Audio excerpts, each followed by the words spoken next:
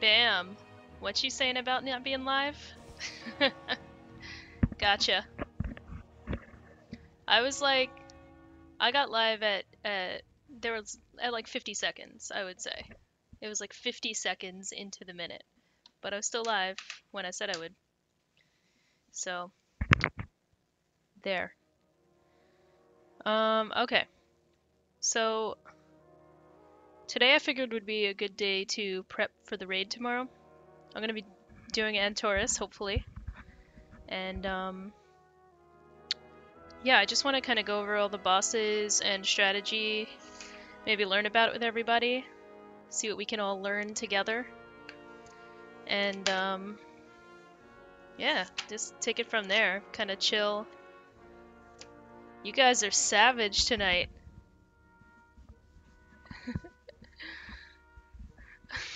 I literally still came on at 9 o'clock.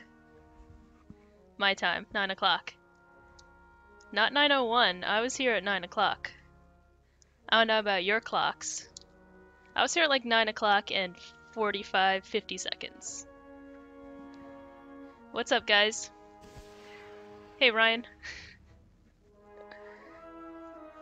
So, I guess to get started is... just wanna... oh, no wait, before I do anything, I want to answer this trivia question. Let's see.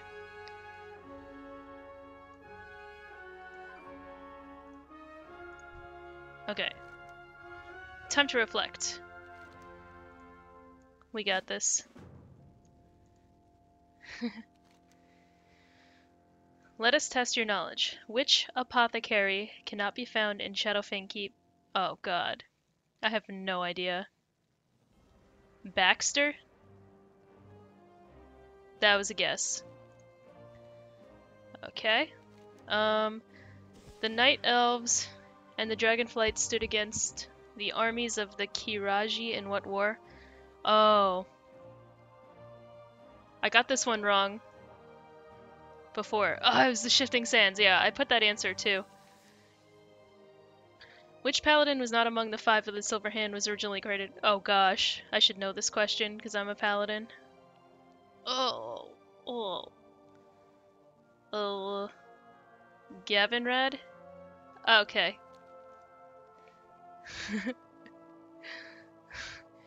What is the name of the desert that surrounds Cavern of Times? Oh. That's Daenerys. Did I lag? Oh, no, it went through. Okay, good. Yeah, we got one right. Okay.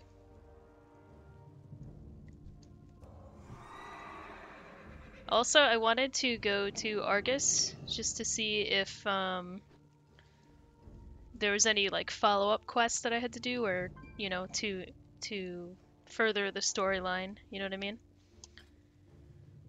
So, oh god, my tooltips keep popping up. I don't know why I ran outside to Hearthstone. I don't know why I did that. I could have just done that in the library. You know what I mean?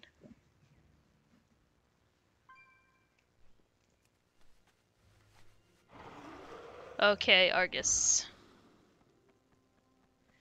You're not going to be able to do the new raid, Zilith?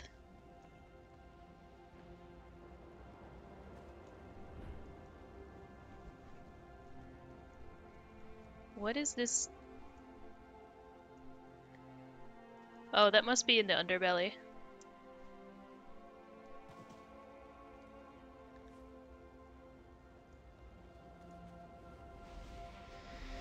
Antorus raid. In retail, normal, heroic, and mythic. That is correct. So tomorrow with the guild that I plan on joining, we're gonna start off by doing normal. And if we're able to clear that, we'll get started on heroic. Kinda, you know, start from the bottom, work your way up kind of thing. Had to sneeze, muted my mic. Okay.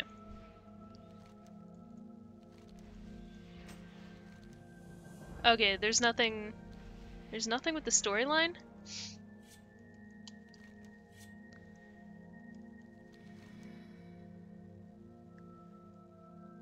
No, this is weekly.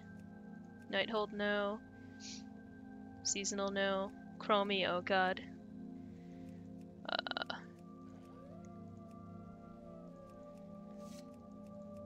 Okay, I thought there was another, like, storyline quest that I had to do. What's up, Jordan? Oh, Zillith, yeah, I know. You did say you were gonna be really busy for a while. Oh, that's a bummer.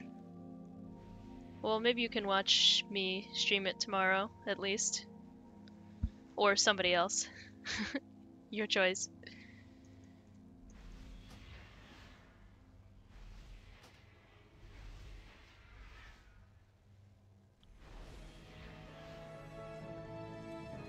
Yeah, I thought there would be something, like, more to do with the storyline, but I guess that will come out tomorrow. Yeah.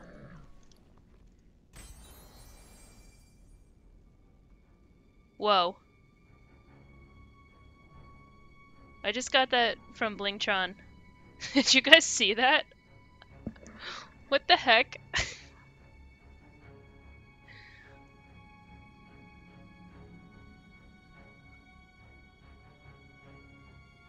Light of Dawn has a 10% chance to grant you Avenging Wrath for 8 seconds?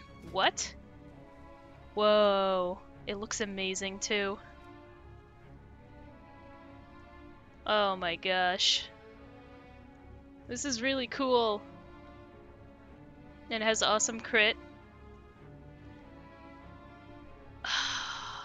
You know, I hadn't gotten a legendary in a really long time, too. I think it's been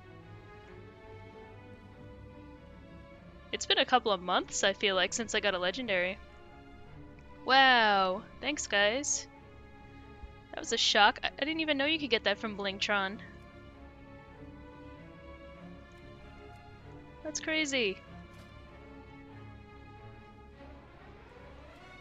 It looks awesome.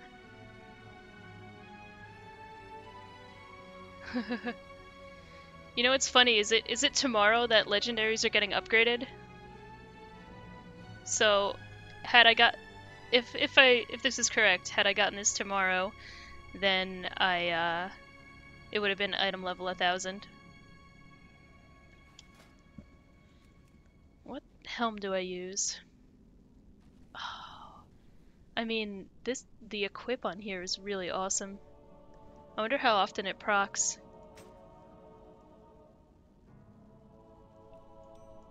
Let's see. Where's a trinket I could put on? There.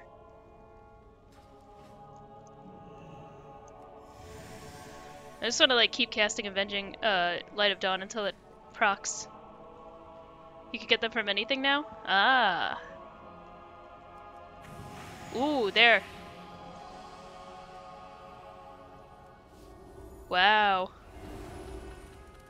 That's cool. On my second cast of Light of Dawn, it procced. 3. I might do a video on this. This is awesome.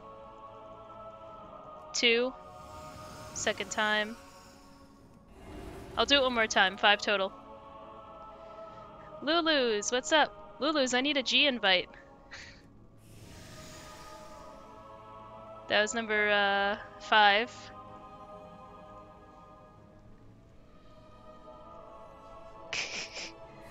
Six. Nothing's happening. 7. I'll do 10 total. We'll see how many times it procs 10 times.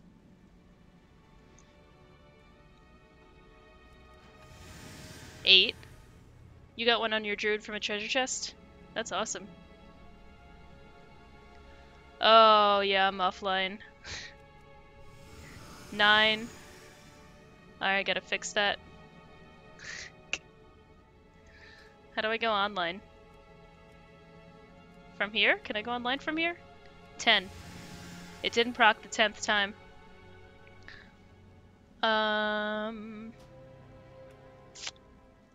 Let's see if I can do this. Where's my battle net? I thought I was online. Clearly.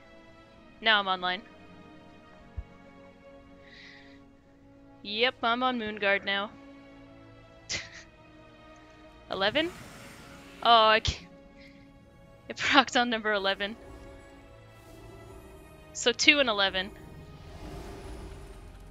Whee!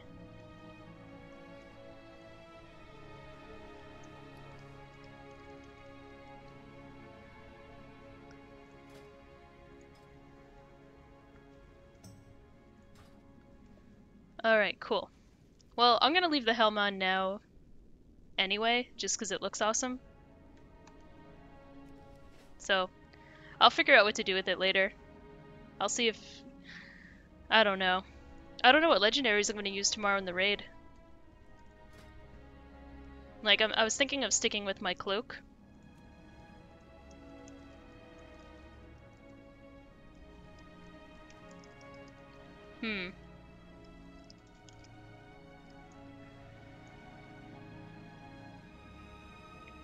I definitely want to keep using the cloak, because I've been using Light of the Martyr a lot.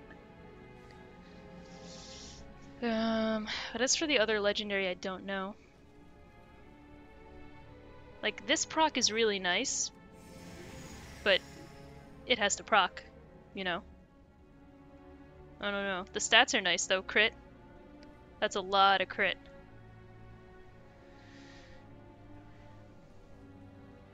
You spend most of your time in the Goldshire Inn, huh? I've spent some time in there. My Thanksgiving was good. I just spent a lot of time with my family, so I wasn't really near... Well, I wasn't home, so I wasn't near my computer, so I couldn't really do much. But it was cool to get away, disconnect for a few days, you know? It's always good to do that every once in a while. I used to play Horde on Area 52 in Warlords of Draenor. Actually, on this character, I was a Blood Elf on Area 52, and then I transferred to Alliance on Zul'jin. And now I'm on Moonguard. And apparently there's a huge stream delay, so...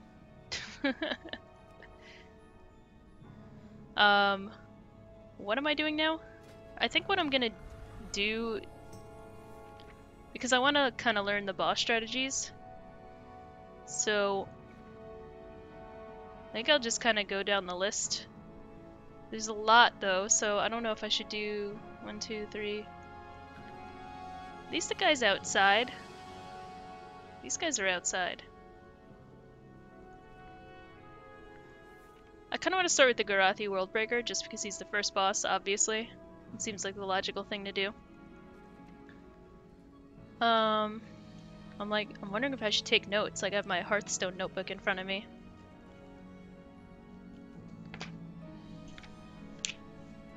Let's see, Garothi Worldbreaker. So first boss, you know, usually in raids they tend to make the first boss not that difficult. Famous last words by me, of course. Constructed deep within the core of Argus, this war machine has been designed for a single purpose, to bring blah blah blah. The cannons continuously alternate between annihilation and decimation. English. I could read English, I swear. So as a healer, when a weapon platform is destroyed, the Fel Reaver continuously damages the raid with Searing Barrage. Move into Annihilation to avoid inflicting damage to the raid. So it looks like people have to stack on each other. Move away from your allies when targeted with Decimation. Okay. Alright, so Annihilation you stack, Decimation you move away from each other. A student to the game. That's me. Taking notes and everything. I just want to make Lulu's proud. Alright, what I was gonna do is, like, see if Fat Boss has something Hold on a second here. Yeah, I turned the music down. Let me see if I could do screen grab. There we go. Yeah, look at that. Alright, let's see. Garothi Worldbreaker. Fat Boss, there we go. It has 275,000 views. Isn't that insane? Easy. Quicksilver earns you unlimited 1.5% cash back on every purchase. Alright. Hello guys and welcome back to Fat Boss TV. Today we're having a look at a boss from recent raid testing on the 7.3 Should I put PTR, my camera on? which is Garothi Worldbreaker. I'll put my camera. Yes, this is the first boss of the upcoming new raid, Antorus the Burning Throne. Apart from looking awesome, this guy is actually a really decent first boss. The fight has pretty high movement requirements and a good amount of coordination is needed to deal with his simple yet devastating abilities. Now before we jump into the fight, just as a reminder, this is footage from early PTR testing, so everything you see now is subject to change. And if they do change substantially on the PTR, we will make another video for it, as well as of course once this boss finally does reach live servers, our live guide will be out for it as well. There we go. But let's kick straight into it and let's talk about it. The first thing we're going to talk about is the tank ability, which is Fel Bombardment. There we go. The boss So you will guys mark could see the tank with a 5-second debuff, and after this expires, the boss will now throw missiles towards that tank every second for 5 seconds. These missiles deal a ton of damage and knock back anyone within 7 yards So you're of on their this landing platform. location. To deal with this, we found that as soon as the tank gets the debuff, they need the other tank I don't to have ad taunt, blocker. and then they need to create some distance Do between I? themselves and the boss. As the missiles come in, the This tank is, just Google needs to Chrome. run around to avoid getting hit by any of them. You need to be far away from the boss to dodge the missiles, as they do have a travel time. We found that if you're too close, you're not able to move out of the way of them and you'll just get chain hit by them until you die. Using movement speed increases really helps out with this ability as well, but as long as you can get away from the boss before the missiles come in, you can easily dodge them just fine by running in a straight line. So you're just like dodging now, the two main abilities missiles. that the raid need to deal with is Decimation and Annihilation. Decimation will apply debuffs to a couple of players in the raid, and after this debuff expires, a large circle will be placed on the ground underneath those players. A few moments later, the circle will explode, dealing damage to anyone nearby, as well as a small amount of damage. Okay, so Decimation is this glowing green circle that will appear on the ground and you have to run away from it. Simple enough. To the raid. So it's very similar to the Demonic Upheaval ability from the last boss in the Cathedral of Eternal Night 5-man instance. As soon as you have the debuff, he's just gonna like drop these it will explode and then you move back. green swirly Simple as things, that. you run we away. found that having the raids somewhat stacked up allowed the debuff players a little bit more room to work with, as well as allowing the healers to easily AoE the small amount of damage that comes in afterwards. When Annihilation is cast, it creates 3 zones around the encounter area. Their location seems to be somewhat random, although we did notice that one always spawns near melee. These act in the exact same way as the Touch of Sargeras circles from Fallen Avatar. They simply just explode after a short amount of time, dealing... Okay, so for Annihilation, when the 3 circles appear on the ground, you have to run into it. Okay? Decimation, you run away. Annihilation, you have to stand in it. Huge raid-wide damage. However, if players stand within it, they'll soak a smaller amount of damage instead. We found in our raid size 2 to 3 players to stand within each zone was a good idea. 2 to 3 players in each one is split between everyone within it. Of course, in larger raid sizes, you're going to need even more players. Also to note, every player that does get hit will also receive a fairly hard-hitting 10-second dot, so healers need to make sure that the soakers are healthy before the hit comes in, and heal them up afterwards while they're receiving the dot. And apart from those 2 signature abilities that the raid needs to deal with and the missiles that it's firing on the tanks, the boss doesn't do anything else until you reach 65% health. At this point, a couple of things will happen. He will stop casting his abilities and will instead channel Apocalypse Drive. Oh boy. This deals ticking damage to the group over roughly 20 seconds, whilst also creating large lines on the floor which explode, dealing near lethal damage to anyone caught inside, so make sure. Alright, so it's 65%. Let me write this down. It looks like healers will have to pop all their cooldowns, because it looks like the raid is going to be taking a lot of damage. Pop cooldowns. I'm writing this down, I'm telling you. Oh, what's up, Typho? It's good to see you. Sure you don't stand Sorry you've been missing the streams. At the end of the Apocalypse Drive, the boss will one-shot the group. So to stop the drive, you actually need to destroy one of the 2 exposed weapons on the boss's back, which is either the Annihilator or the Decimator. Killing the Annihilator will remove the Annihilation ability from the encounter, and killing the Decimator will remove the Decimation ability from the encounter. Makes sense. The weapon that you do leave up will become empowered and will make that mechanic more difficult to deal with, but we'll get to this in a moment. Either way, once one of the weapons has been destroyed, the Apocalypse Drive cast will stop and the boss will cast Eradication, which deals a ton of damage to the raid, which drops off with distance. Large hit. So as soon as a weapon has been killed, we had everyone move to the back of the room just to reduce this otherwise lethal damage. However, we did keep one tank next to the boss with a big cooldown, as the boss will start dealing large damage to the group if nobody is within. Okay, so after you destroy one of the weapons, either the Annihilator or the Decimator, he's gonna do like a lot of damage right after. So you have to run to the back of the room, and we'll probably use more cooldowns there. As soon as he's done this Eradication, he will gain 2 permanent buffs. One will increase his damage of all of his abilities just by 20%, and when he the gets other empowered. deals pretty nasty ticking damage to the entire group. And the fight from this point now continues, with you either having to deal with an empowered Decimation or an empowered Annihilation. So they killed the Annihilator. Annihilation now makes 7 zones appear rather than 3. That's a lot. This makes the fight substantially more difficult, especially in smaller raid sizes, as you need to try and make sure that every zone has at least some people inside. Yeah, that's kind of like when you do Kill Jaden and you have to absorb the Annihilations. We're not entirely sure if the amount of zones that spawn Armageddon scales up with raid size. All these A words. And you always have 7 regardless of your raid size, then maybe having an empowered Annihilation isn't actually Can I that do bad full with screen? 30 people. Full screen better, It huh? certainly wasn't ideal with 12, as trying to soak each zone whilst topping up people's dots and out healing the ticking damage from the boss was far from easy. And you also had to try and have 2 people per zone, or somebody with a large damage reduction or immunity to solo soak, which you very quickly run out of. I don't know, it seems like the other alternative would be easier. What is more viable, however, is the empowered Decimation. This just now applies more debuffs out on the raid. In our case, we had 6 rather than 2.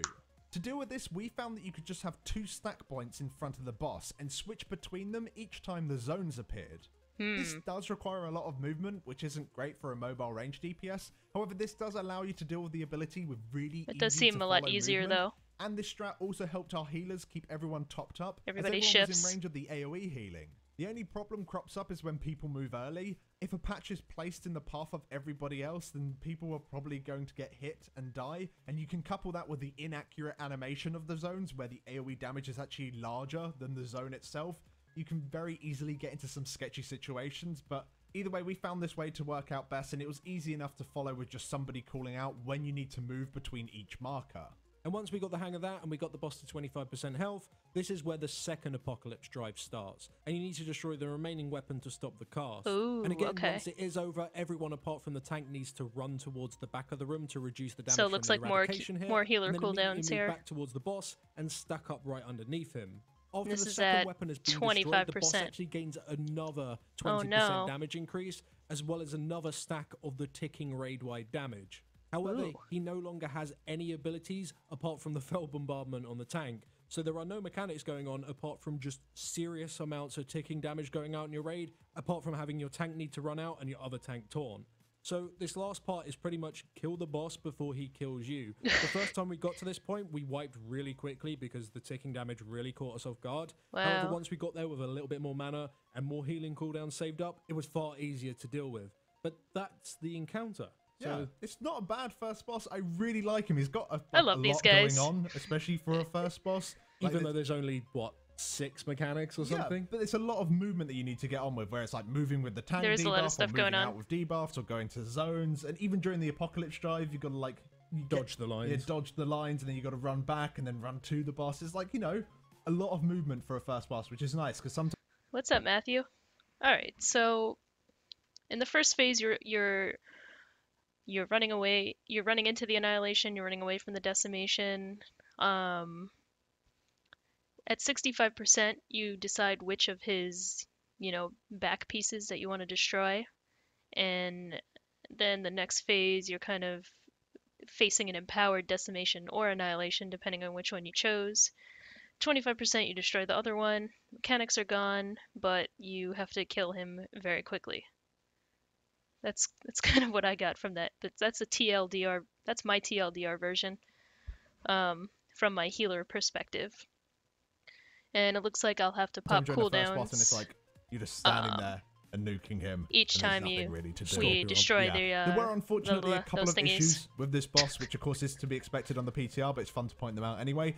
Sometimes in phase 1, the boss would only ever cast either Annihilation or Decimation when he's supposed to be doing both. Alright, Normally so don't have maybe we on can most skip bosses ahead here. anyway, but let alone for a first boss. Yeah. Because you actually might change what weapon you're going to destroy Running away depending from on your raid size. decimation. It's just a good initial tone for the rest of the instance. Yeah. One thing I would say about the boss, the last phase is really fun if you're a healer. Like, I thoroughly Ooh. enjoyed it, I'm not going to lie. But I can see how perhaps it's maybe a little bit boring for DPS, because you're literally just sitting there and just nuking the boss. It becomes Butcher. Yeah, I guess like because it's only a small amount of the boss where you actually do that. You know, the rest of the fight you are moving quite a lot, but at the end it is just I'm gonna sit there and nuke the boss. Maybe I don't know. He should be exploding and loads of little circles. So are it's appearing on the exciting ground. for You gotta, like, healers at the sidestep them or end. something, just to give you something to do. Maybe. And Maybe a DPS is mixture just of both kinda those mechanics, a little bit like, yeah, a smaller version or something. go all I out. don't know. Maybe it don't doesn't know. need anything. It is a first boss. It doesn't need to be crazy. And Yeah. I think it's like, as you said, a very good start to the instance. Support us over on Patreon. If you wish to join, like, I thoroughly enjoyed Alright, cool. Where's my game? Oh. Here we go. So that doesn't seem bad at all. Whoops. Trying to close my window here. So that's the first boss.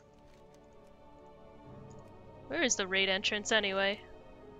The raid entrance is right there. Hope's Landing. Alright, cool. I was told to like make a list too of gear, like best in slot gear for my Paladin from the instance. What I really want...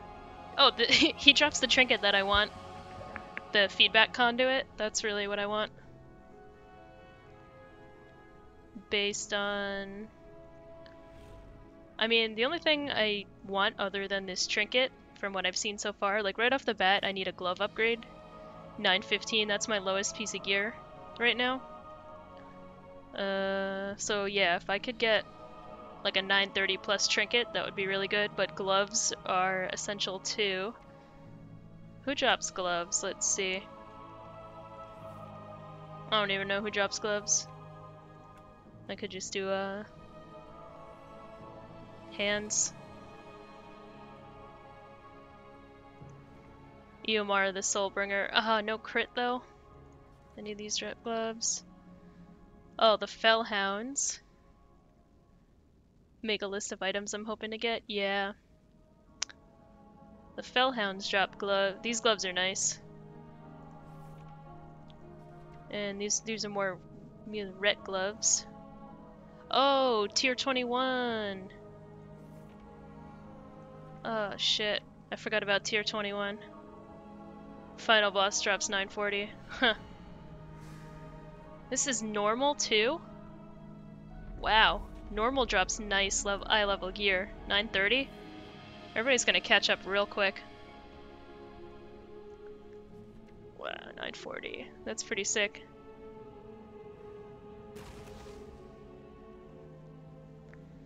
Alright, cool. So, after the Worldbreaker, where's my... Here we go.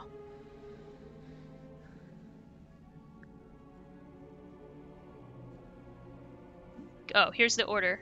So first you must kill the Garothi Worldbreaker. Then you could choose any of the following. The Fel Hounds, the High Command, Portal Keeper, or Eonar. Once all these bosses have been defeated, you must defeat the Soulhunter. All these names are really hard to pronounce. I feel like I'm just butchering the hell out of them. Like when I made a video reviewing the healing trinkets, and I just like, as I'm saying everything, I'm just like, I don't know. Alright, so I'm just gonna go in order here. Let me write this down. Fel Hounds. I thought I saw the Fel Hounds outside the instance, like the other day when I was standing in front of it. Alright, let's check out the Fel Hounds.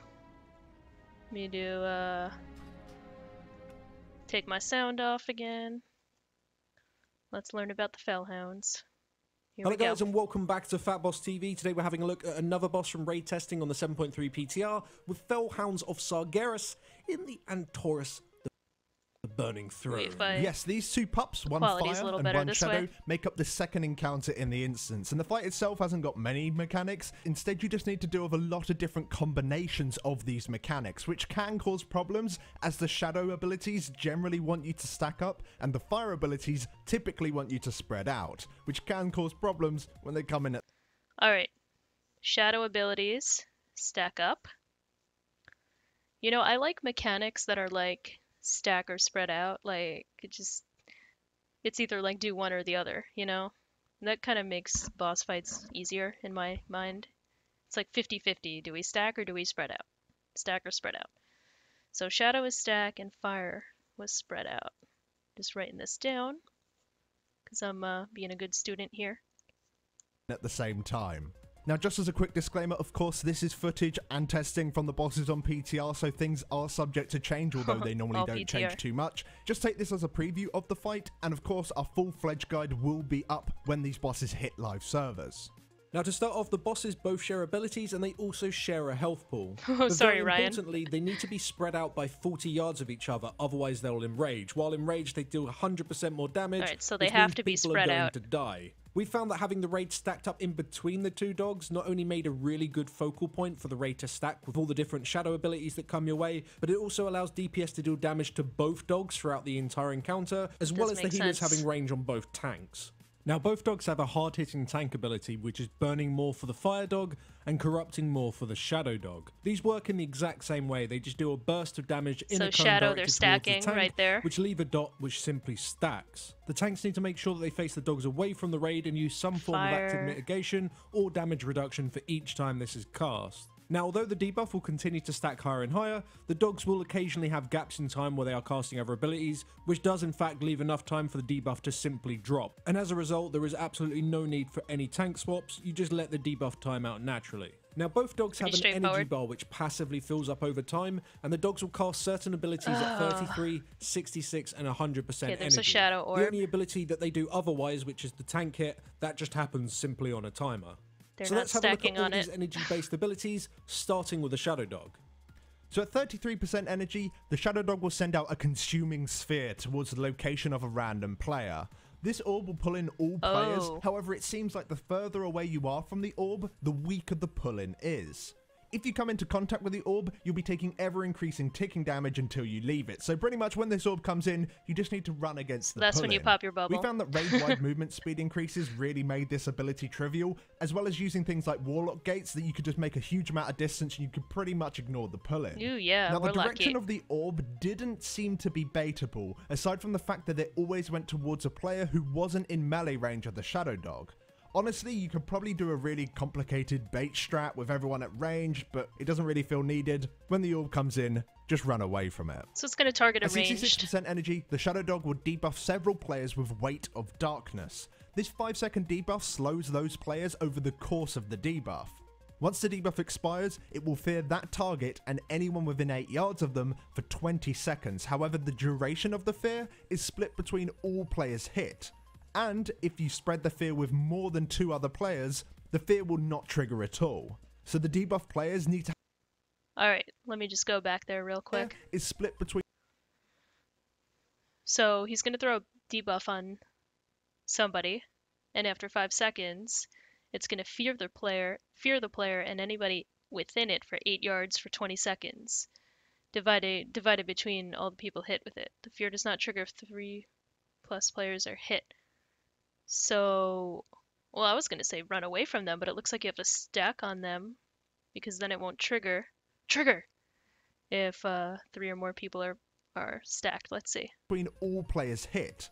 And if you spread the fear with more than 2 other players, the fear will not trigger at all. Oh, okay. So the debuff players need to have at least 2 other players stand on top of them so that the fear doesn't go off. In order to make this super easy, we had all melee DPS damage the Shadow Dog so that when the debuff came in, they could just stack on top of one another, whilst the range dealt with any of the ranged fears. However, the tanks can also get this ability. So we had the melee stack on the Shadow Dog tank if he got the debuff, and if the fire tank got the debuff, we would have some mobile range DPS such as hunters or mages quickly jump over and help them out. The Fear can also be immune by abilities such as like Berserker Rage, so if you do have a warrior tank out there, they can just remove it by themselves if they want Bubble. to.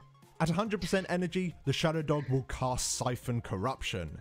This deals moderate ticking damage to the raid over 9 seconds, whilst frequently sending out waves of Siphon debuffs. Healer Siphon cooldown is a time. 4-second debuff that will deal damage split between all players within 8 yards when it expires. So to counter this ability, you just kind of want to be stacked up. Not just to help heal up the passive ticking damage on the raid, but also to spread the damage from the Siphon debuffs.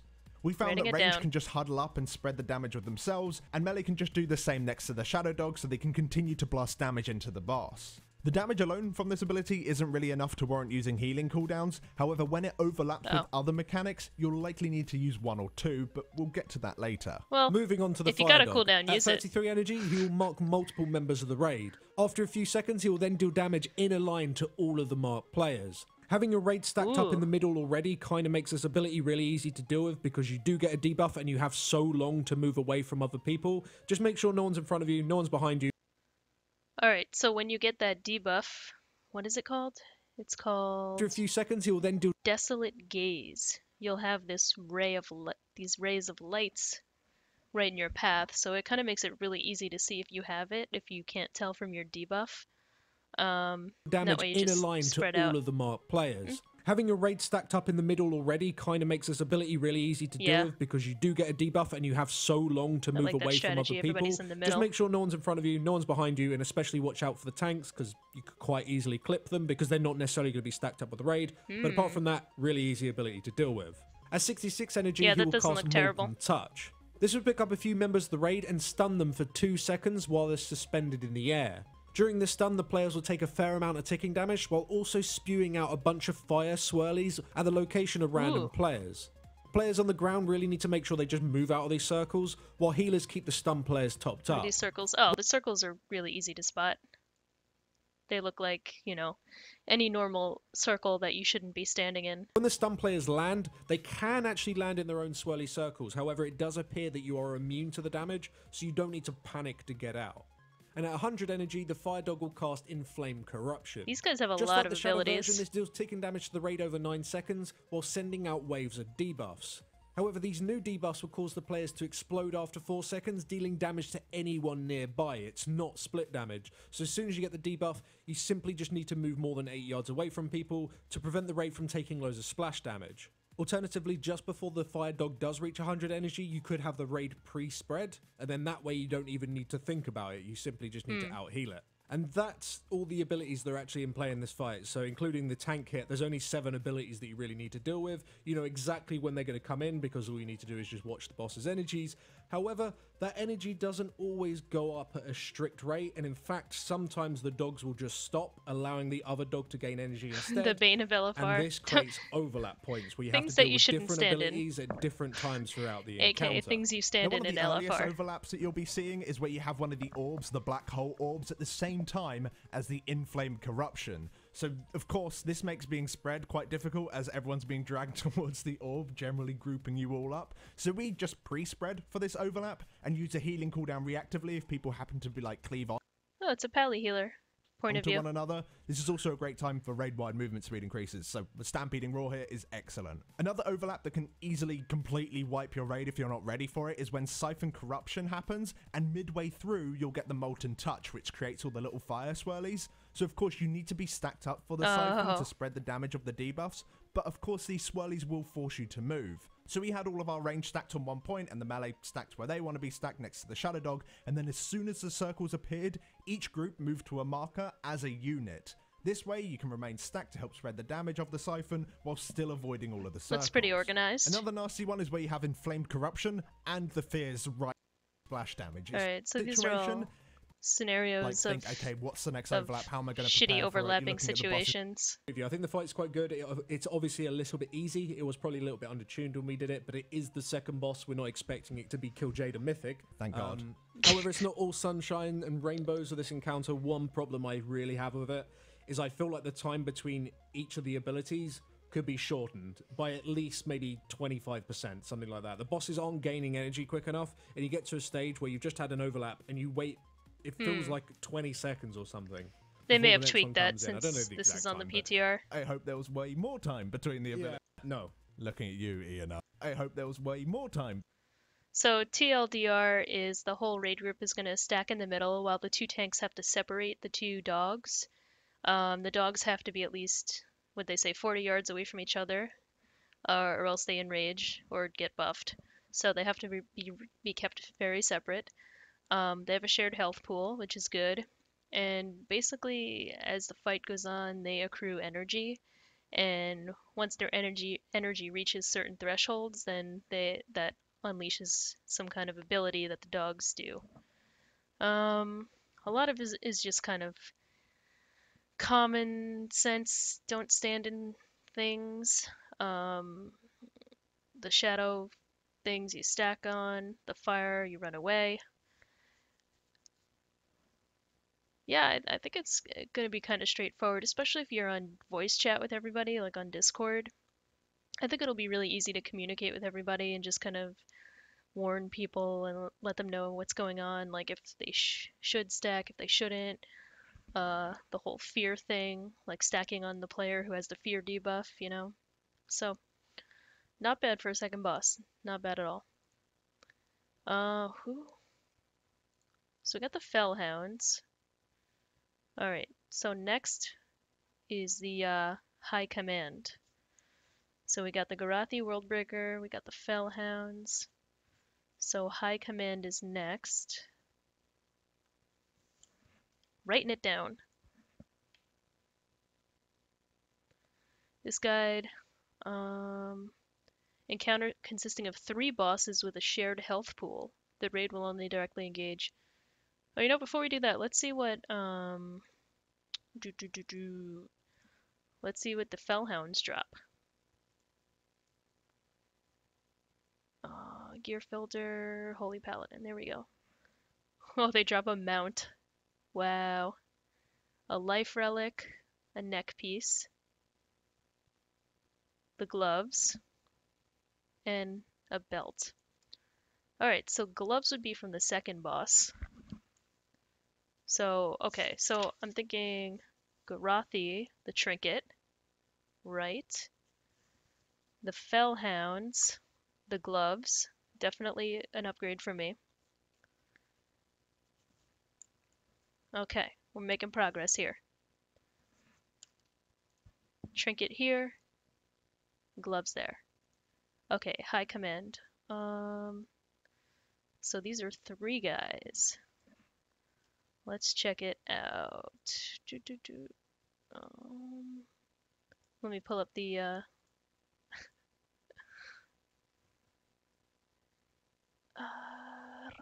there we go. Okay.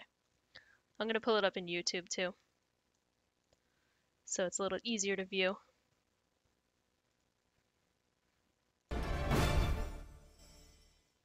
Hello guys and welcome Okay. back to Fat Boss TV. Today we're back from more raid testing from the 7.3 PTR, and today we're having a look at the Antoran High Command encounter So many views. in Antorus, the Burning Throne. Yes, this is the 3rd boss in the instance, and it definitely feels like a step up over the first 2. Oh, the fight great. is mainly about dodging mines, What's up, avoiding Patrick? Blade Storm, and making good use out of the control pods that activate throughout the fight. You have to and go this in a encounter control does have a pod. pseudo enrage, with the raid taking ever-increasing bursts of damage on a timer.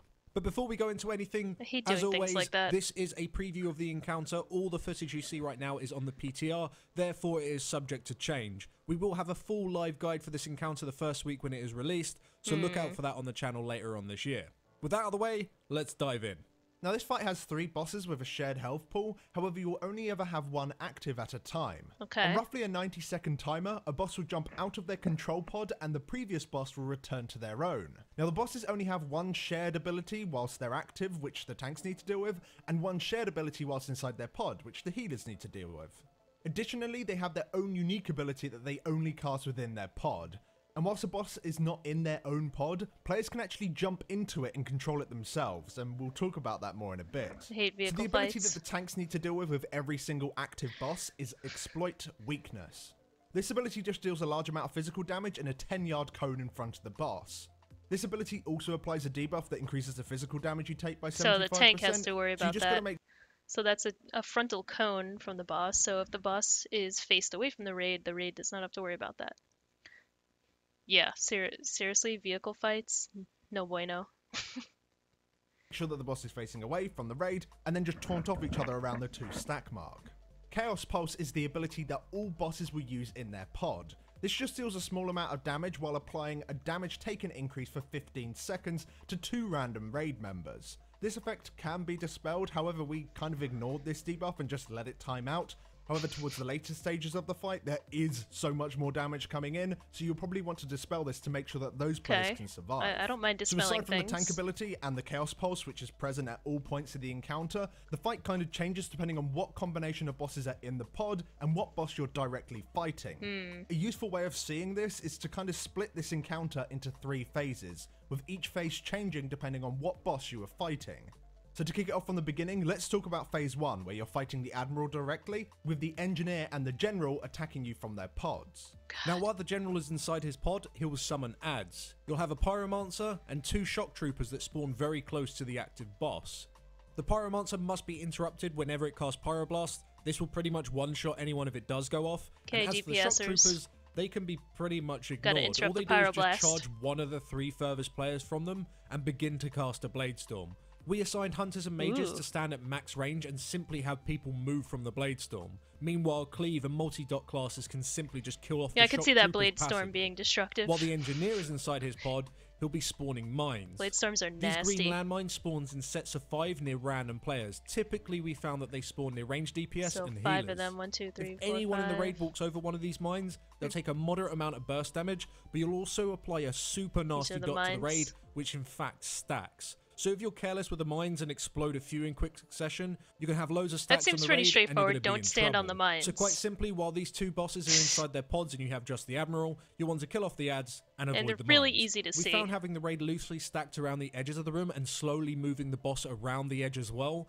worked pretty effectively. By moving clockwise, you also follow the spawn rotation of the boss, so it also makes it pretty easy for the tanks to pick up the new boss, as well as DPS being able to swap to them immediately. So, now, while fighting the Admiral, of interrupt the course, her pod Pyroblast, is going to be move unoccupied, away from Blade and as Storm. we said, you can have someone hijack it and use it to fight the Don't bosses. stand on bad The things. moment you pull the boss, you'll want one person in your raid to immediately jump into the middle pod. Whilst inside any of the pods, you'll have 2 abilities. The first ability is shared in every single pod, and this is simply just a single target damage dealing ability that applies a damage taken increase that stacks up to 15%. That seems really We found easy. that spamming this on the boss was best, but if you wanted to, you could quite easily place it on the adds as well. The second ability that you have is unique to each particular pod. For the first pod, it's a large targeting circle that will detonate a few seconds later. The damage it deals isn't extremely impressive, but it does apply it again. So all another you do in the large vehicle damage is taken spam that increase ability debuff, on the which boss? is super nice. However, this doesn't hit the boss, it only hits the adds. We found that The spamming second this ability ability only on hits the Pyromancers adds. was better than trying to focus it on the Shock Troopers, mainly because the Shock Troopers might charge out of the targeting circle before Who am it I raiding with detonates. for this now, whilst raid? inside any of the pods, I just the joined a player will new be guild. taking ever-increasing ticking damage. And To play it safe, you'll want to swap players out hopefully before I the will stat gets too be high, joining them usually tomorrow around night the for the raid. 35 to 40-second mark. Yep. If you stay in much longer than that, you're just going to be one-shot. When you leave the pod, They're, you'll actually gain a new debuff that prevents yeah, you I from literally just joined the re-entering for a guild while. like an You're hour pretty sure ago. for live, if you set up 2 different players per pod, that'll Less work than an hour ago. absolutely fine. Like a half After hour you dealt with ago. the mines and you've made good work of killing those adds off by using the pod, after 90 seconds, the Admiral will kick out whoever is within her pod, and the Engineer will pop out of his and begin to fight the raid. This is your phase 2. Now you'll still have adds as the General is still spawning them from his pod. Okay, However, the phase mines 2. will no longer spawn as the ad Engineer is no placement. longer in charge of his own pod. This allows you to have the raid pretty stacked up, with only a few ranged DPS outside to bait the charges from the Shock Troopers, or you can kind of ignore them and just nuke them down. Now because the Admiral's gone in her pod, you'll need to deal with her special pod ability, which is Fusillade. After a charge up time, she will do a flat burst of damage to the entire raid. This is easily manageable at first, however each subsequent cast will do 25% more damage, and this just ramps up over the entire fight. What's up? Yes, I Eventually, did do this the is gonna server one-shot you, change. but you fortunately did have switch the Engineer's servers. command pod to help you out. Alright, The so unique ability you have it looks like you just have to like go inside that shield or else you're gonna die. And it's pretty obvious where the shield is, you know? in this It's like, pod will hey, spawn there's a a Fel shield shield here. emitter at an area that you choose in the encounter area. Oh, whoever's in This the will pod create is an gonna do it. interactable object for somebody to use.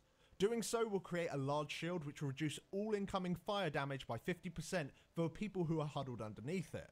So the player Oh no, within that's the pod another just shield? wants to spawn Oh no, a that is Fel the shield shield. emitter on cooldown, making sure to place them near the raid so that they can be Oh, used okay, easily. okay. You'll only need 3 emitters per phase, as the Fusillade is only cast 3 times per phase. However, We're gonna you start will on need to create normal. some emitters If we in can advance clear for the normal upcoming tomorrow, phase, we're gonna as you'll still have the get started Fusillade on come in, heroic. but you will not have access to So, the engineer's we'll pod, see how it goes. and therefore you won't have access to his emitters. It should be fun, I'm So excited. we place 3 emitters right next to the engineer's pod for us to use in phase 2. I'm gonna as stream well as an it, so additional if 3 you guys next are to the around, you general's can pod on the catch other side of me the room in for the us to raid. use during phase 3. I'll be on Discord, after about so I 90 may seconds not of be killing ads talking and then that much. activating, then stacking Although, underneath the emitters for each of the Fusillade cast, I may the engineer mute will kick out whoever most is in people his pod and and take just it kind over, of whilst the general leaves his leave pod it so that and fights the raid leaders directly. are And this is phase a few of the 3. only people I can hear. Now in phase 3, you'll no longer have any of the ads spawn. You will, however, of I don't course, know, we'll still see. have the I Fusillades, tend to so you get need to make distracted sure when that there's you a lot of actually people get the talking at emitters once, down the so ground. You will need at if least there's a lot 3 of at this chatter, I point, just might to make sure mute that you most of actually the have one people. to cover every We'll see. single one. But, of course, the engineer has gone back in his pod, so you're also going to have to deal with mines. However, the general's pod will help you with this. The unique ability will summon a disruptor beacon. This beacon will interrupt any ad spell casting as well as slow ads. You know, which is these not videos useful make at all because all ads should be these dead at fights this look point. so easy. However, it will clear any of the mines within 12 yards of it. So whatever players inside the pod wants to spam this ability to try and clear up as many mines as possible. But aside from that, so that everything else pod remains clears the same. You need to make mines. sure that you Okay. continue to move away from mines and you move underneath the emitter when the Fusillade comes in. After 90 seconds, you'll then go back to phase 1, and then the fight How long from do they there raid just for? simply I believe repeats. it's However, as 10 the PM fight goes to on, 1 you're gonna AM. start getting more and more of these So, Fusillade stacks. sorry. And it gets to a point where they will just flat 4 out one-shot your hours? raid. 3 So hours? it's 11, vital 12, the 1, boss 3 hours. essentially dies before Math. this point, or you compensate by using damage reduction cooldowns such as Devotion Aura or Barrier, just anything extra to help you survive the hit, as well as healers dispelling any player I wonder that if has I the should use Chaos Devotion Pulse Aura debuff, for this as fight. Of course, they'll take even more damage from the Fusillade hit. Oh, I gotta But buy just to wrap up tomes. the encounter, Let me make it a note pretty of much that. is kill the boss before Fusillade Buy kills you, tomes while in case I killing need to ads respec. and not standing in mines. Pretty simple, but Or what do you change think? talents. It's an okay Respec. encounter. I mean, it is the third boss. In an 11 boss instance, you don't expect it to be fantastic. There's nothing here that's particularly new. I guess clicking on the emitter before the Fusillade comes in, that's kind of a nice touch. And of course, Hardcore everyone late. having to run underneath it. There's a lot of pre-planning involved with that. Well, which is kind they're of based fun. on Central Time. As for healing it, it's definitely entertaining because, So of course, it's just technically one on big their burst of damage on server the raid. time, it's So until things, you know, midnight. like Monk's Revival is But 1 AM insane. for me. Cloudburst Totem is insane. Disc Priest if you set up. Disc Priest is insane. There's so many healers here that can like totally fuck over everyone else. Just by sniping it off. Yeah. So Feels a little Alright, so my math and English, I know. My English has not been on point at all today. I don't know what happened to me over the weekend. But that's just something happened to my speech.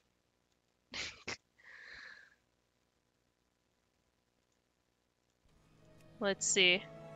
Woo! The volume's loud. Alright, so it seems with the High Command, there's 3 rotating bosses. You only see one of them at a time. They share a health pool. Whichever of the 3 is not in their pod, somebody in the raid has the ability to jump into that pod. And depending on which boss it is, each pod has a different ability. So like one of them grants an absorb shield for the raid, one of them clears mines, one of them does damage to the ads, so it's all different, and I'm sure your raid leader will assign people to be in the pods. But the abilities seem really straightforward. Like, don't stand in bad stuff, you know, don't stand in the green mines. Like, what else? There's a thing that healers have to dispel. Yeah, the Chaos Pulse. Healers have to dispel that. Group up under a Fel shield to mitigate the effects of Fusillade? How do you say that word?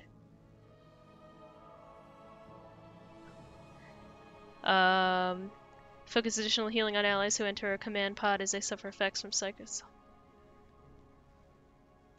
Oh, okay, so I missed that part. What's up, Sha? How are you? So even though people enter the command pods, they'll still need healing. 700,000 damage every 2 seconds. That's a lot. What?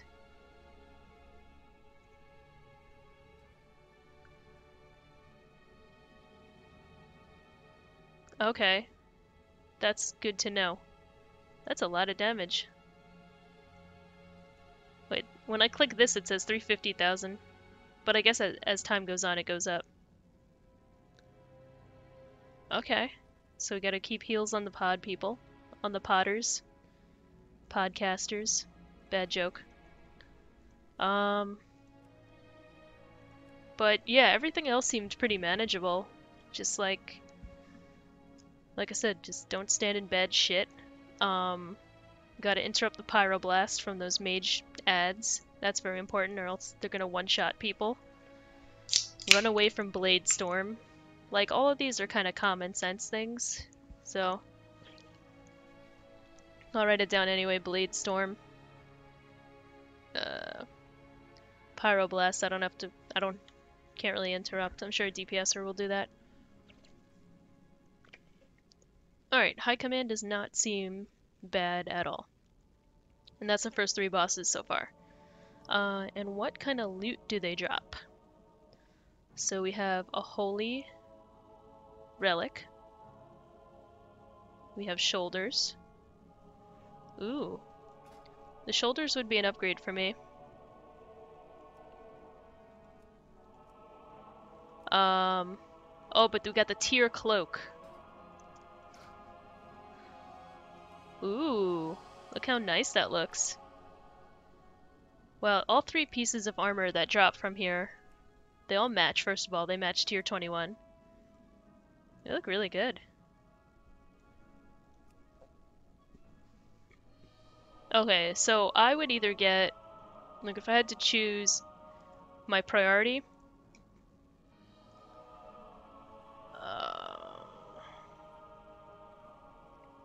either the tier piece or the shoulders would be my priority. I still don't know how I feel about tier 21.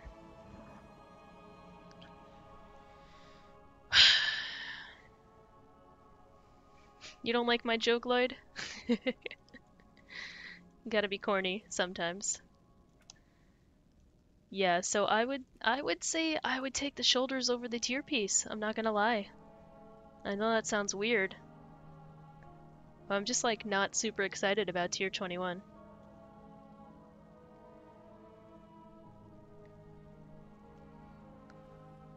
At least the 2-piece. I don't know. Yeah, so I'm gonna write down shoulders. That's my pick. Alright, cool. Have a nice walk with the dog. Hope you get some nice fresh air. So I'm gonna write shoulders / cloak, because we'll see. Alright, moving on. Peace out, dude. The next boss is Portal Keeper Hasabel. I just want to make sure this is consistent with the in-game and Eonar. Okay, so it is. So Portal Keeper is the 4th boss. Portal Keeper.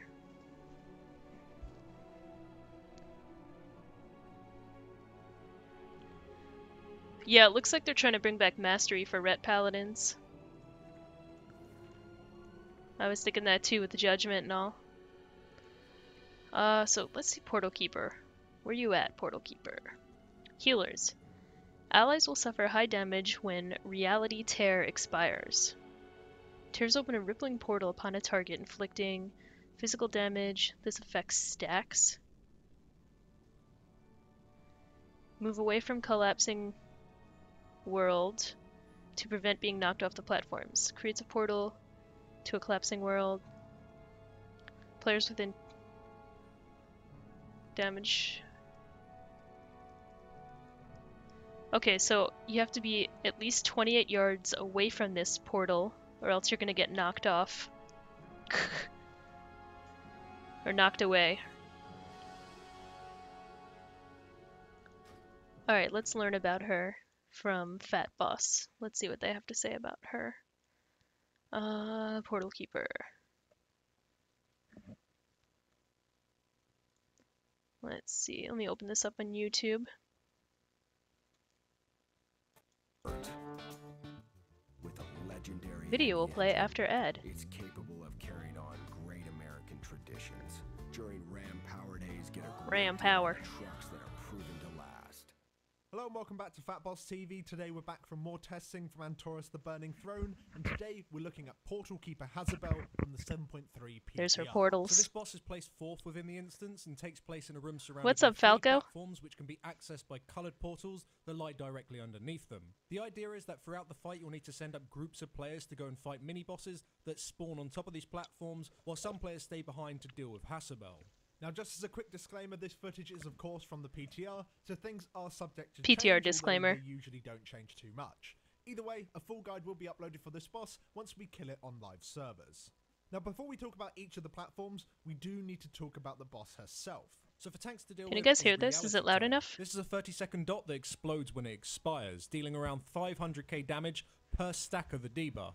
You want to keep this debuff as low as possible by taunting off each other around 3 stacks. This will minimize both the damage that the tank takes, Well, that's a and more tank importantly, debuff. the damage that the raid takes. Now, one of her more impactful abilities is Collapsing World. She'll spawn a gigantic shadow circle underneath herself, and after a couple of seconds, it'll explode, dealing a burst of damage to the entire raid. That's pretty and straightforward. even more damage, probably one-shotting that player if they're within the circle.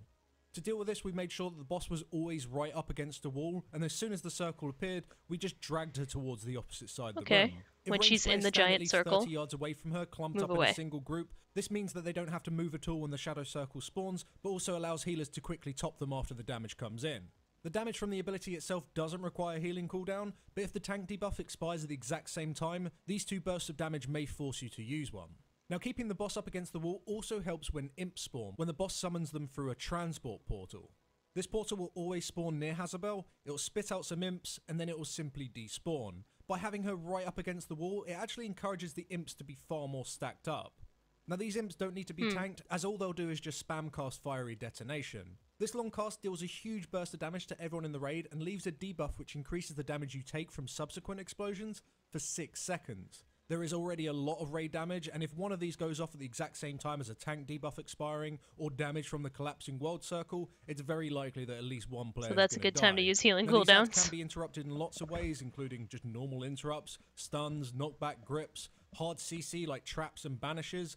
That being said, they don't actually have a lot of health, so if you have a good amount of cleave and AoE damage, these imps are pretty much irrelevant. So AoE the The imps last down. ability that she has in her toolkit is Fellstorm Barrage. This creates 3 lines across the room, one after another. After a couple of seconds, they'll simply explode, dealing a huge burst of damage and knocking Don't back stand in anyone lines. that stands within them.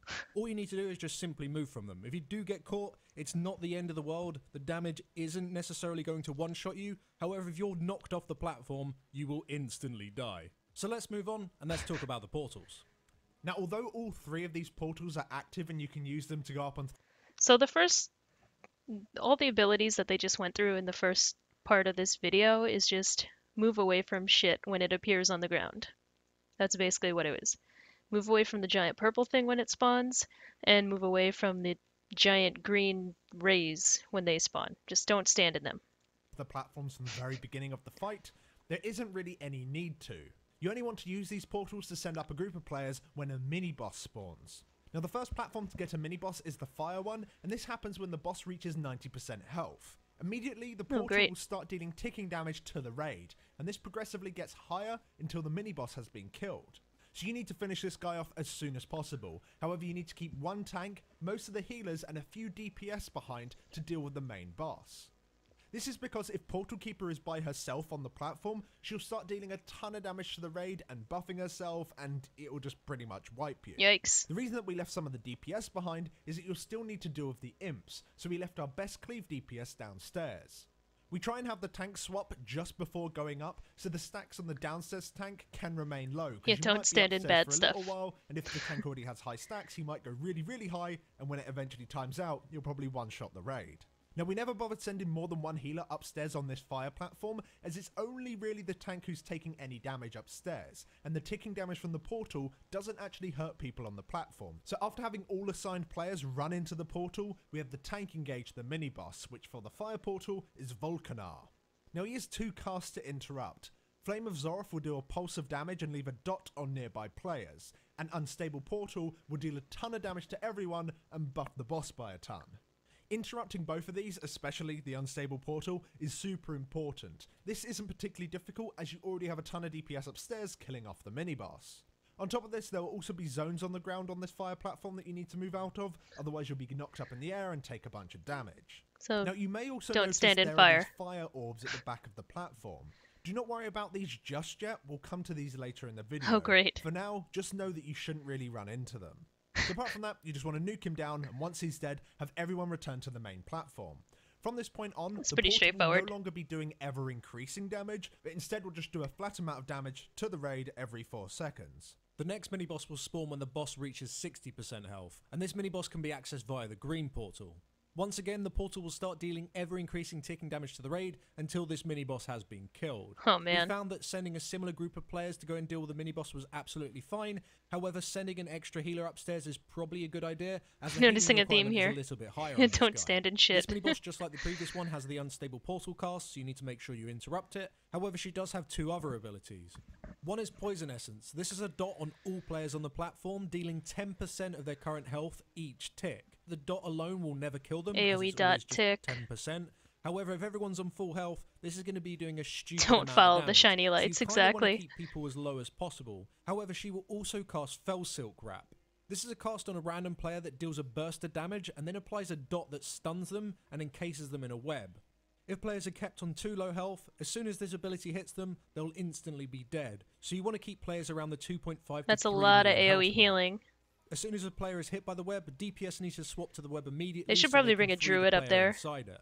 We in found my that stacking opinion. up directly underneath the mini-boss was the best thing to do Think up if here. we Not have a only druid was it healer in great the group, for the healers, 'cause of course looks they can like effectively the druid AoE would be heal good. people, but also any cleave that's on the boss would also hit the web, so people could be freed almost instantly. And just like the fire platform, you'll also see that there's these green patches. Don't stand in them. They don't do anything at all to help you on heroic. Don't You don't stand even in know why them. they're here, to be honest. Now, while the group is upstairs dealing with the mini-boss, you'll still need to deal with the boss and the ads downstairs. On top of this, both portals are now doing damage to the raid, with the green portal, of course, doing ever-increasing damage. This can make keeping people alive downstairs pretty taxing at this point, especially with the extra healer gone up on the green platform. We found that this point was the best to start chaining healing cooldowns. On top of this, whenever Hasabel spawns her transport portals to summon the imps, They're only at spiders 50%. will also come out as well. These spiders can be tanked and will 58% here. Agent Coulson, he's come to save us. What is this, a mid-video ad? I think it's a mid-video ad. Agents of S.H.I.E.L.D. season premiere. Go to Marvel's YouTube channel now. Marvel's Agents of S.H.I.E.L.D. returns on a new night, Friday on ABC. ABC. Spiders will also come out as well. These spiders can be tanked and will occasionally cast acidic web. So it which looks will like the root guys who somebody for go through 5 the portal seconds. have to kill the Being rooted in mini-boss this fight, very of course, is quickly, or absolutely else the terrible, people as you who need to move from the remain lines that knock you behind back, are as well as the big slowly purple getting circle. fucked. So interrupting these ads is also very, very important. As long as the tank can pick them up when they spawn and keep them underneath the boss, they should die super quick to cleave. And these ads can be CC'd just like the imp, so AoE stuns and silencers help keep the cast under control. Now once Portal Keeper has reached 30% health, the final mini-boss will spawn, and this is on the Shadow platform. Once again, the portal will That start boss doing is great. ever-increasing ticking damage until this I mini-boss love these has guys. been killed. When you are on the Shadow platform, you are surrounded in darkness, and you cannot target anything, removing your ability to effectively attack or heal. Basically, it's second intermission on KJ. That being said, if you're within 10 yards of the fire orbs from the fire platform, you can see and play just like normal. So if you go onto the fire platform and run into one of these fire orbs, you'll absorb them and gain a 10-second dot. When this dot times out, the fire orb will just reappear nearby. So to get the fire orb from the fire platform to the shadow one, you need to pick it up and run over to the shadow platform to let the debuff time out. Wow. As the debuff is only 10 seconds long, you'll likely need to drop it off once on your journey from the fire to shadow. It is also important that you do not remove the debuff by any other means. If you dispel it or immune it off, the fire orb will not reappear. Once it's on the platform, you can stand near it and Very fight the Kill last Jaden mini-boss, Fire which is Orb-esque. Lord Elegar. Now he has unstable portal like the other two, just make sure it's interrupted, and he'll also deal damage to players within 20 yards, applying a stacking damage taken increase debuff. On top of this, he'll also apply a debuff to healers on the platform called Delusions. This debuff reduces all healing and absorbs done by 100%, whilst also giving you back 2% max mana every second. This debuff lasts for 10 Yeah, minutes, they should definitely bring a or druid up until you there. dispel it. So healers on the platform want So to use this to get regain their mana. back, only dispelling it once they need to start healing again. We decided to have the same group like the spiders. But that's all we saw of the fight. From what we can gather, after you kill the last mini-boss, you just return to the platform and just nuke down the boss while dealing with all of her new adds. And of course, the raid is going to be taking quite a beating at this point. There's going to be 3 portals, all ticking flat damage on the raid, as well as the tank debuff, as well as the circle. So, yeah, you're going to want Bloodlust at this point and just nuke down the boss before the damage gets out of control. And that's pretty much the encounter. So what do we think? Yeah, I think it's a nice fight. Although fighting the boss downstairs can be a little bit repetitive, there is a bunch of AoE damage to heal up, or lots of adds to DPS down, so that kind of keeps you interested. And I wonder there's what a fair amount aura of their movement, so Holy that keeps you on Pally's your using. toes, so it's not really too bad And all the downstairs. See if they skip. Going to the DPS, skip yeah, to the Holy it's, Pally. you know, if you're a cleave DPS, It's the all priest. the time. They are encouraged. They Yeah, did have deal a with Holy it. Pally Talking about the point of view in one of these videos. Like us when we got onto the shadow platform, the pool was going quite well. Oh well. Drop down a like, it helps us out a lot. And a huge I also like their discussion at the end, like they just kind of thank you to all of our supporters over on talk Patreon. about You it. guys are absolutely awesome. We appreciate everything you guys do for us, and we shall see. Okay, so TLDR for that. Don't stand in shit. Cleave down the imps. If you're in the portal group, you have to kill the mini boss as fast as possible. You send one healer up with the group, preferably a druid, I would say, based on what they were saying with all the mini boss abilities. Sounds like druid would be the best choice. If you remain on the platform, you just have to continue doing all the mechanics. So I feel like once you have the main mechanics down on the platform, it should be pretty straightforward from there. Just it's all about execution, moving away from things, don't stand and stuff. You know, the usual. So let's see what they drop. Portal Keeper. Healer's gonna have a bad time. We got a neck piece. It's gonna be hard to replace the neck piece that I have. A belt. Okay, I could use the belt. It has crit and it's a at least plus 10 item level upgrade for me. The ring, that'd be off spec for me for the haste. And another, oh, the trinket. Need to wear heart rate monitor? I have it on. So I will, yeah, I'll wear this tomorrow. I wish there was a way I could link my heart rate onto the stream. Does anybody know how to do that? Because I've watched people stream before where they have their heart rate. Like, the Super Mario speedrunner, Darbian, he usually has his heart rate listed on screen. I wonder how I could link that. Well, I'll add it to the notes. Heart rate. I'll see if there's a way where I could display it. That would be cool.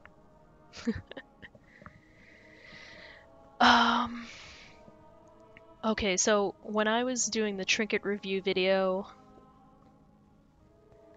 I wasn't, like, sold on this trinket. It wasn't one of my favorites, but it does have plus intellect, which is nice. It's just like the 90-second cooldown on the use of it. You open a portal at an ally's location that releases brilliant light, restoring 2 million health split amongst injured allies. So I guess it can be used pretty decently in a 5-man group. Like if you target it around the tank, maybe, or if everybody's stacked up. But I do like the intellect on it. But if I did choose something from this boss, I would choose the belt. So, I'm gonna write that down. Belt.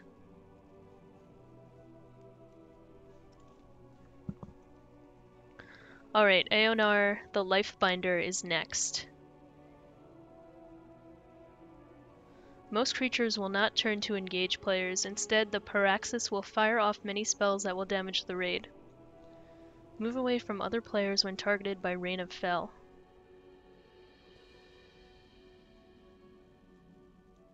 Alright,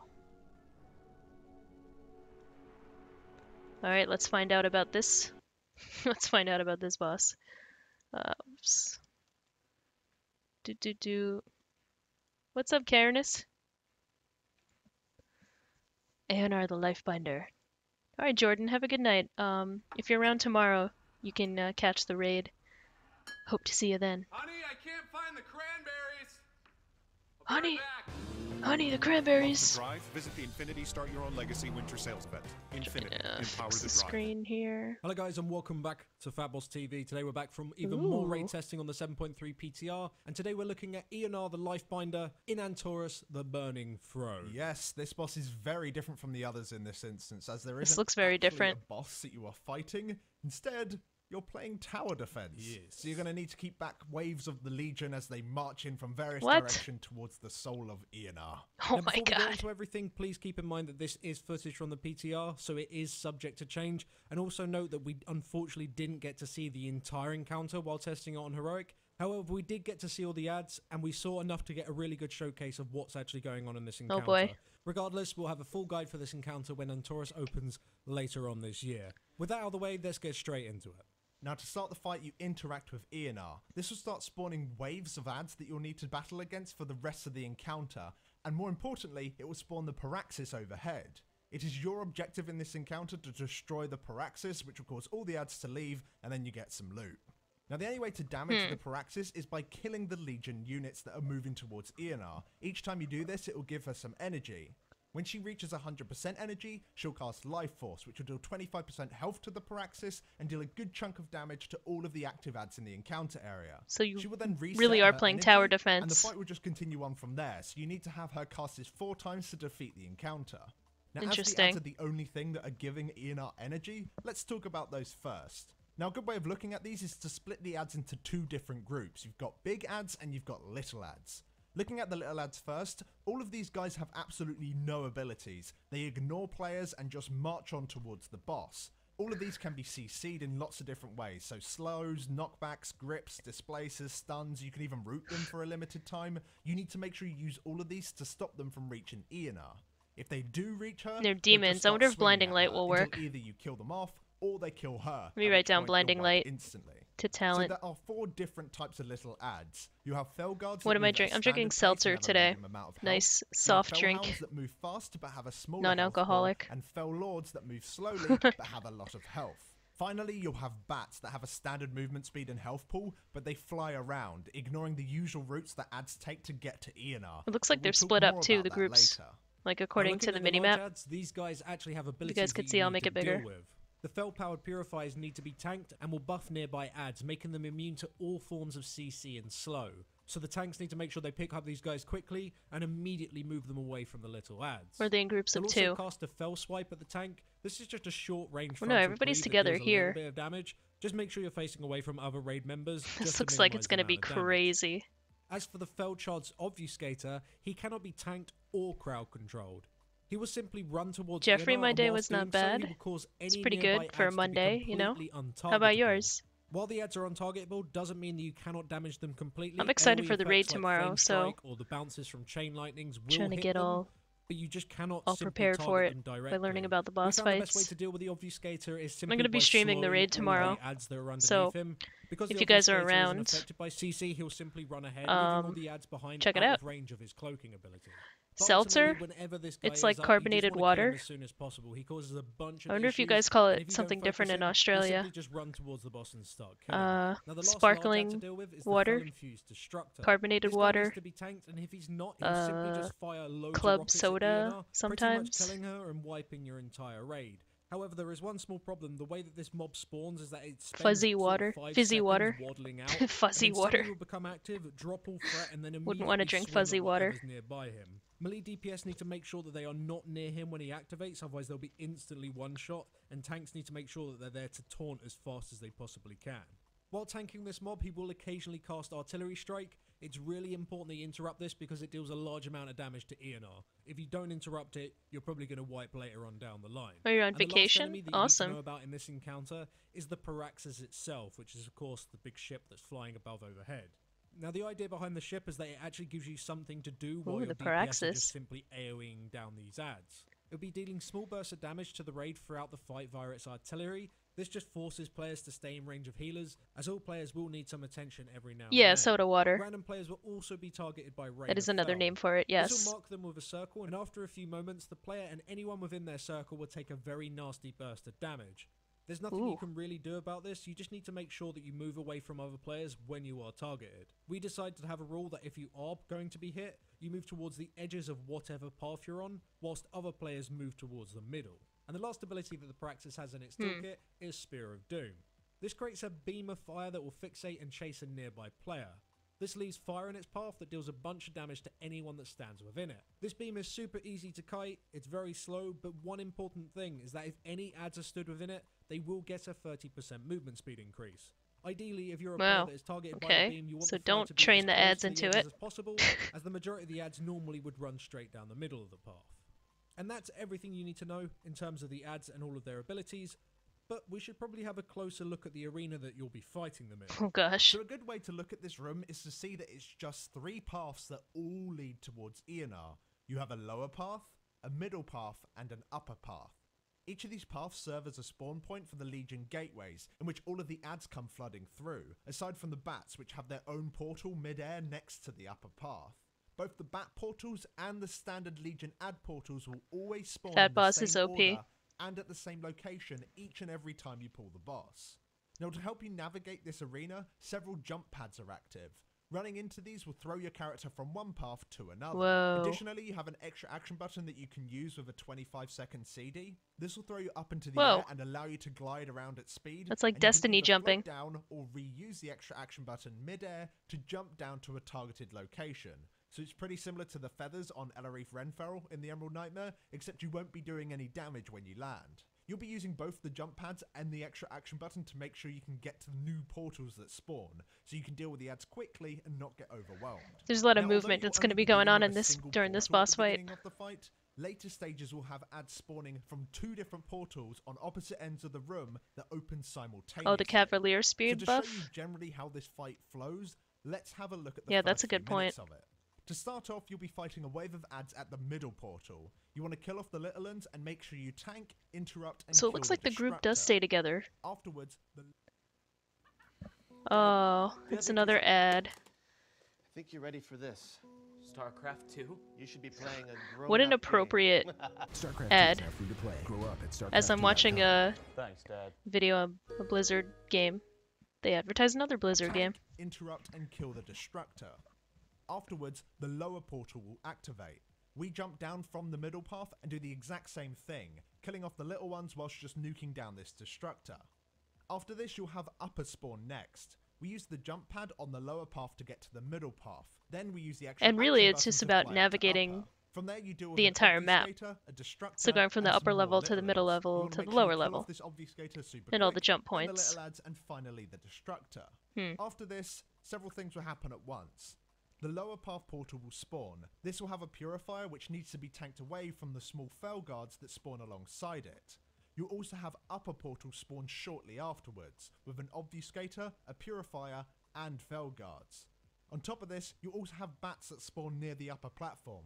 These fly around the encounter area. So he's past kinda the just middle going path, over and then onto all the ads that so you'll need to spawn. have some people on the upper portal dealing with the hounds, another set of people dealing with the bats in the middle, Wow. and another set of people dealing with the middle portal itself. So here's where the So group yeah, gets spread out. Build up. It gets pretty hectic at points, but as you can see, coordination is pretty much the key to this fight. Knowing where you need to be and what your priority targets are really the only thing that you need to be worrying about. Who goes where, of course, is definitely going to change depending on your comp, but we think as long as you have good AoE DPS and some good CC capabilities, you shouldn't find this fight too difficult. So what do we think? So the fight is interesting, looking at the pros first. Tower defense isn't necessarily something we've seen in WoW before. Not too much, at least. So it's cool that, you know, they're exploring new ideas and bringing it into raids. We have seen something similar before, I guess, with Highjowl. You know, where you just get the waves of ads, you need to kill them off. And then Oh, I eventually a hate the boss will come. Highjowl raid. Where instead with this, of course, you get the constant wave of ads, but they spawn in different locations. I mean, it's not random every single time, but you get multiple waves in one go, and you have to split up and actually be coordinated to actually go and kill them. And the way that you progress it's kind of fun as well, because you have to do it portal by portal. Yeah. Which is a pretty interesting way of progressing it. One thing I would say, though, is that AoE here is just king. It's just beyond Raid godlike. Finder. So certain Oh my classes gosh. like Boomkins, mages, warlocks to a certain extent, they are so much Very better good point. than other classes here. GG Like Raid Shadow. Finder. Like Shadow Priest as example, you have no burst AoE at all. Yeah. That said, I think especially even on Mythic, you are still going to need some single target DPS, like classes that have really sick single target CDs, because like the Obfuscator is an Got what we never really see in raids come a bit more to the forefront, which is awesome. It's always my thing. It really wasn't my thing during testing. Like Fucking move in the middle. You guys see that? Groups in certain areas and like knowing what you're going to do for each portal, when you're going to be splitting, when you're going to be like joining back up, that can be quite interesting. But what you're actually doing on the ground level when you're actually playing is just AoEing ads. And the praxis abilities that you're like dealing with in inverted commas are just like annoying more than anything else. You just need to react to them. It's just if you got bad, move out of it and maybe kite a beam. So like what you're actually doing isn't particularly fun. Not for me at least. Some people are going to love this fight because, you know, you're going to be dancing around the place going from A to B, and you're going to be doing crazy AoE DPS. You're going to be playing the meme I-beam build, like, and that's gonna be really, really fun. Maybe it's because I was playing Shadow. I think it was like I was like, wait up, guys, and putting my dots out, and nothing happened because I died too quick. But yeah, it just feels that there's maybe not enough substance. Yeah, I kind of agree with you a bit. I mean, there isn't really many mechanics or abilities to deal with. The main thing is just kill ads before they reach the portal, which makes you feel a little disheartened as a healer because you have nothing to really stop that apart from, you know, CC abilities and keep DPS alive. Yeah. So when you do wipe and no one has actually died, but you just, you know, the ads killed the boss, that kind of sucks, I guess. That being said, though, it is kind of nice to see a That kind of sucks, I guess. Encounter instead of it just being one big boss and you're always fighting it. So It is good that it's different. With things. Hopefully I will say that. Get to it on live. I think it's good that it's different. So basically, wow, there's a lot of people just like standing here. Anything to sell? No. I should be doing this in Stormwind or something, you know? Do I have the Stormwind cloak on? So basically, for that fight, you're running around like a chicken with its head cut off, killing ads, AoEing things, protecting the Eonar, tower defense type of fight. Huh. I think it will take a bit of coordination between groups, but in normal it shouldn't be that bad. Especially if you're in an organized raid group and not a pug, you know what I mean?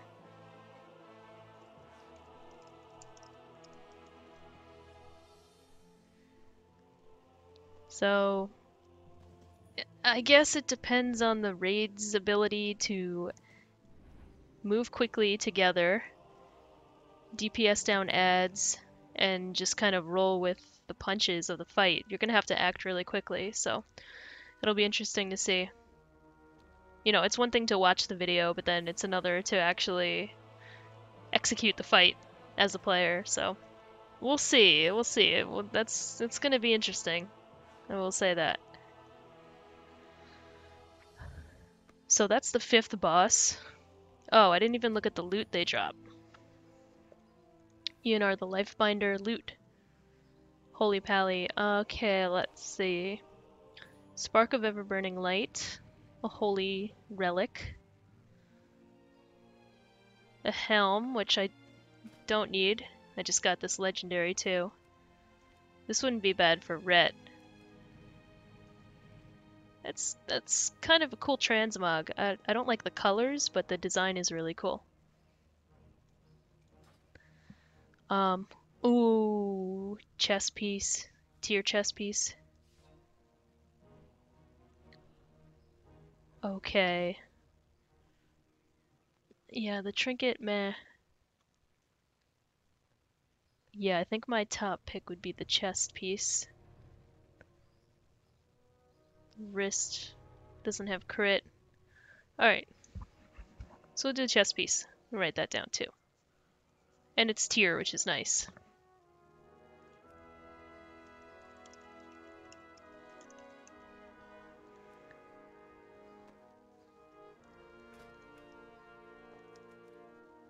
Don't even match the helm. I thought perhaps it would, but it doesn't. Alright, that's cool. So we got the Life-Binder. Now, what this guide was saying... Let me go back to Wowhead here.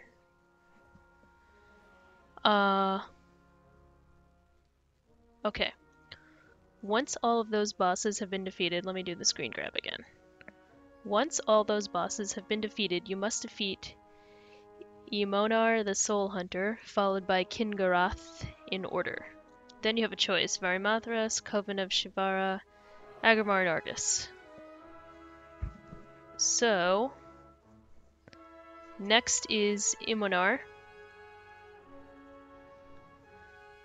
And then number 7 is Garothi. Pronunciation, I have no idea. And then after that are the final 4 bosses. There's a lot of bosses in this instance. Where did I get my helm from? The helm that I'm currently wearing? I just got it from a Blingtron, actually. Coincidentally enough. I didn't know that Blingtrons drop legendaries, but I literally just got this from a Blingtron. Come play vanilla with you, Lights Hope. Gallant, I would, but I heard that YouTube is cracking down on people streaming private servers now, so I'm scared. I don't want to stream private gameplay, like private server gameplay, I mean. I don't want to get banned. What do you play on that server, Gallant? Didn't Esfin get banned? Is he still banned? I was bummed when I heard that.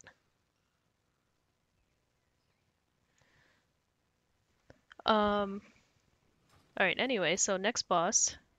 Doop doop doop doop. Let's see. Moving all my screens around here.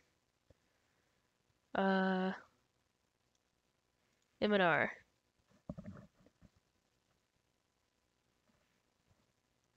Just a 3-month ban. Think about all the fans you'll get.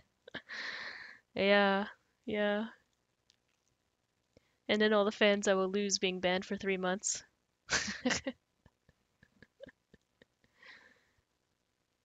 Musicians and sound engineers. Alright, let's see. Fat Boss TV. Make a living on YouTube. Another boss from 7.3 PTR, and we're looking at Imonar the Soulhunter in Antorus the Burning. Alright, the Soulhunter. So this boss is roughly 6th within the instance, and it takes place on 2 platforms that are connected by a bridge. Human warrior. And over Nice. the course of the 3 phases that this fight consists of, Yeah, the try to boss get will Blingtron every alternate day. between each of the platforms. Now, although this boss has simple mechanics, it makes up for it by being quite a short fight, as well as having an insanely cool transition. Because when the boss changes phases, you have to move along the bridge between the platforms and avoid a bunch of traps and explosives and fire, as well as orbs that come There's more rolling down landmines. towards you. Now, before we jump into the fight, do note that this footage is from the PTR, so things are subject to change, although they usually don't change too much. Either way, there is going to be a live guide for this fight once Antorus reaches live servers. So let's kick straight into it and look at phase 1, where you'll be fighting the boss on the first platform.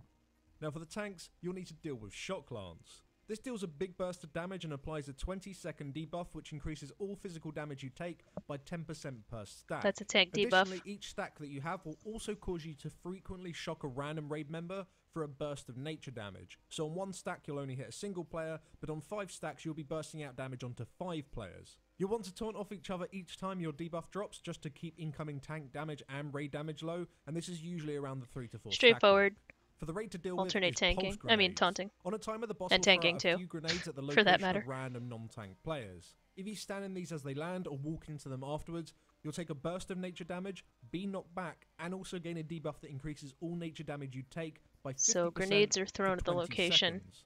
Any grenades that you do not run into will stay up forever, meaning that the What do the platform will grenades not look only have like? grenades scattered everywhere by the Are end they of those phase mines? 1, but they'll Oh, also be those are the there when you mines. return back to this platform in phase 3. So you want to have these grenades stacked up as cleanly as possible. You can do this by having all your ranged and melee players stack up and move along the edges of the platform each time they come in. This for us worked fine and is pretty easy. You don't to like the pull off, accent? but unfortunately I love the other accent. ability in this phase throws a bit of a spanner in the works, and this is the sleep canister. The boss will throw out a debuff onto 2 random raid members, and this will put them to sleep for 20 seconds. When this debuff times out, or when it is dispelled, the player will stun all other players within 8 yards of them for 10 seconds, and this effect is not dispellable. So if you're stacked up on top of each other and a person is dispelled, they will stun absolutely everyone nearby. Oh gosh. You are, however, given a few seconds notice if the debuff is about to be applied to you. You can use this short window to run 10 yards away from your group, and then you could be safely dispelled. But this requires extremely fast reaction times, and it's likely that you won't always get far enough away, and you're just going to send half your raid to sleep. So another way of doing this phase is by having your range spread 10 yards apart from one another, whilst melee players quickly just move away from any players that have sleep canisters. And as soon as the debuffs go out, you can pretty much just instantly dispel them. This does, however, mean that the grenades are going to be a little bit more messy. However, if you have good damage in this phase, you can we're gonna have still to leave have enough people space calling for you out to use in dispels phase once 3. they move into and if range. you do have an absolutely insane amount of mines, and it's covering the majority of the platform, you can have players slowly clear them up. Ranged are simply just gonna by running clear into out them. along the But do perimeter. keep in mind before you even try it, immunities will only give you damage reduction. They do not make you immune to the kinda knockback spread out the effect grenades or along the debuff that you perimeter. get afterwards. So if you have a single player clear all of the mines, he's probably just going to die at a later point because he's taking so much additional nature damage. But regardless, whatever strategy you do decide to use in phase 1, whether you're stacked up the entire time or you have your range spread, once you get the boss to 66% health, he will fly off to the other platform, leaving a ton of traps on the bridge as he flies Okay, off. then we move Now to you the need other to get to platform. him and interrupt Avoid his the traps. conflagration channel to enter phase 2. But also he'll be dealing tons of ticking damage to the raid, Oh as well god, as gaining a stacking conflag. damage increase which lasts 20 seconds. You can't let this stack up too high, so it's important that he's interrupted quickly. Now running over to him is easier said than done, as the platform is coated in 2 different traps, and these traps last until triggered or until the boss dies. Triggered. You'll have some pulse grenades which act in the same way as they do during phase 1, as well as stasis traps. So When basically, triggered, like, don't these will deal stand in damage and shit. Stun anyone nearby. However, the stun aspect is dispellable.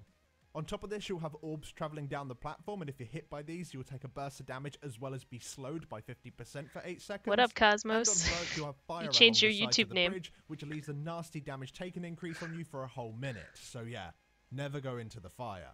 Movement speed increases are great here, such as like a stampeding roar, just to make it so people can get across quicker. Okay, so don't Classes stand with in bad mobile shit. immunities, such as hunters and paladins, can run into traps and help clear a path if the whole bridge is blocked off. However, as Loz said, you can't immune any of the trap effects. So just like avoid things on the ground. Don't stand in bad things. If you get targeted with the grenade, you're standing along the perimeter as range, so you're just gonna drop it along the edge. Nobody will stand in it. Run speeds are good. When he moves between platforms. Blah blah blah You'll blah still blah. be knocked back, or you'll still be stunned. I did not Healers start will just late. need to be quick to dispel these immune players that are clearing the path for you. Now you may have a I cheesy did idea in not your start head at that you could have all 9:01. players move across the bridge before the intermission even begins. I started so at you 9 just o'clock on interrupt the boss dot. immediately and completely ignore the bridge traps. It was 9 This o'clock will and not 45 work, as seconds. anytime you're not But it was on still the 9 same o'clock. platform as the boss during a phase, he'll spam you with rockets which deal a ton of damage, No as well as lies. debuff you, making it so you take even more damage. So yeah, never leave the same platform the boss is on. Either way, once you've managed to get to the boss and interrupt his conflag, he'll enter phase 2. Jelly, The boss bet has you're 3 vanilla brand new warrior. abilities in this I am. phase that replaces old ones. For the tanks, you'll now have to I deal did with Project Sever. 60. This I deals had a so burst of much damage fun and doing applies a Project stacking 60. 18-second dot. You want to have active mitigation up for the initial hit, and then taunt off each other when your debuff drops. But now For the everybody raid, did you'll need Project to deal with 70, so shrapnel blast. and I did This not places get. mines at the location of several players. I did and if not you run board into that these train mines, it for will do a Project burst of 70. I raid-wide wanted to, but damage I wasn't and home also for the apply weekend, dots. so I For kind of this missed. ability, we decided to group up and move around as Missed two the train. teams, one for ranged and one for melee. I mean, I could Although in join hindsight, Project you could 70 definitely like move as one now, big but group if you wanted to. And as like soon I as said, the a little mines do late. come in, we just sidestep them. Simple as that. So And it the would final just be ability me that you like need to deal doing with in this vanilla phase is leveling, Charged which I'm okay with. Blasts. This will cause two small Vanilla-like ships to spawn at the leveling side of the room, and each for of these Project ships 70. will then fixate a beam on a player. What server did they After 7 choose for seconds, the Project beam will 70 explode, anyway? dealing a bunch of damage, leaving a dot, and also knocking back anyone who was in that direction. We had the targeted players move out of the group and attempt to face the beams away from the raid, while also making sure that they're not too close to the edges, because you can be knocked off the platforms. Overall, this ability isn't too difficult to deal with, however it would actually be made a lot easier if the rest of the raid could actually see the beam rather than just the targeted players. However, after testing Heroic, we did go and do Mythic, and we could see the beam there, so we assume that it's now been added to Heroic as well. But that's all you need to do for this phase. Move around as a group, and each time the mines spawn, just move away from them, make sure the beams don't hit the raid, and make sure that you don't get knocked off. And once you get the boss to 33%, the second intermission will begin. Now the boss will fly back to the first platform, and once again you need to get to him and interrupt his conflagration before the damage gets too high. Here's the orbs, which now apply. Don't stand in shit. On the move. Ramping damage you take from this ability, we decided to lust phase 3 just to make sure the boss would die before we did. Empowered Pulse Grenade will now apply a 46-second long debuffs to a few targets. So they just empowered abilities here? These targets will deal pulsing damage to themselves and anyone within 5 yards, as well as knocking back anyone who is nearby. I made you guys wait to for have these 45 players seconds. Stand away from anyone else, as otherwise people will be bouncing all over the place and potentially land in some of the standard It wasn't pulse 601. grenades that It are wasn't left over 901 from though, phase so 1. We that's decided all to I'm try gonna and say. place the grenade players at the edge of the room, whilst the undebuffed players hang around in the middle. The last thing you'll need to deal with is Empowered Shrapnel Blast, which will bombard the platform with a bunch of small swirly circles. Getting hit by one of these will deal a nasty burst Don't of damage stand in to the you circles. and apply a permanent dot which Guess what? stacks. Don't stand. So you just want to avoid these circles as much as you possibly can. Fortunately, there is usually a fair amount of space between them that you can quickly back up, but also be spread out at the same time. But to be fair, with timers, this phase will probably be a lot easier, as you'll be able to do both, essentially. When you CCs are still very strong here because it prevents you from dying, but you still get knocked back, you still get hit by the traps. If you run into one of the lasers, you're still going to Oh, somebody knocked the whole raid asleep here. So, you know, on Mythic, especially because on Mythic, you have to jump between the platforms 4 different times, because there's 5 phases, rather than having to run across the bridge twice. And there's cooldown yeah, wins. there's cooldown wins as well. On the platforms, at all times. Maybe it isn't going to be fun. But thank you very much for watching, guys. If you enjoyed this little boss preview, then please drop us down a like. It helps us out a lot. But before we do go, we'd like to give a huge thank you to all of our supporters over on Patreon. You guys are... I should take this time to mention that you guys should subscribe to Fat Boss TV because I'm playing all their videos on my stream. But they're awesome, so they deserve all the subscribes. They don't need me helping them. They clearly don't need my help, but if you guys haven't subscribed, you should. Alright, cool. So Imonar is like you're just kind of moving around on the platforms and you don't stand in stuff, and people get a debuff that you have to dispel, but you have to wait for them to move out of your range in order to dispel. Spread grenades around the perimeter. I don't know, it's like they said in the guide, it's not a particularly complicated boss fight, it's just, I don't know, execution, I guess. In the Burning Crusade, you hit 65, you leveled in AV till 70. Oh, those are the days leveling in Battlegrounds.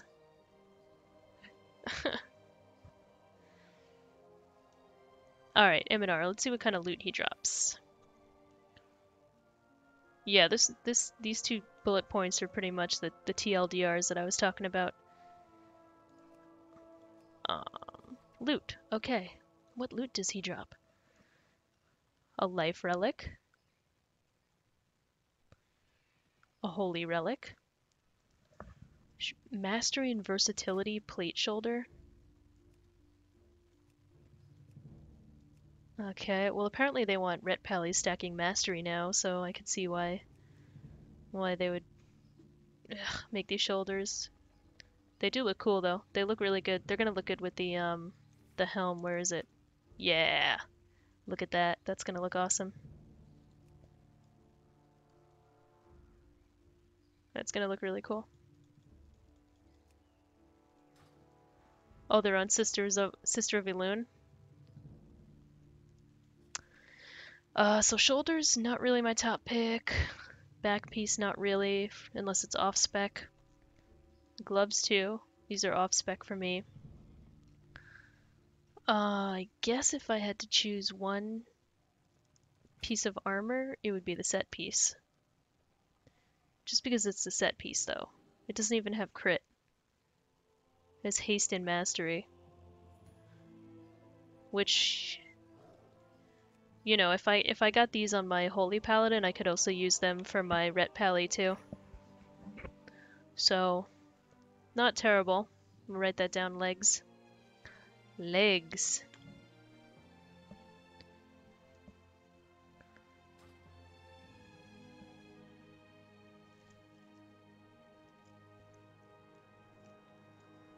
These guys are twins. They have the same Stormwind shield and sword on.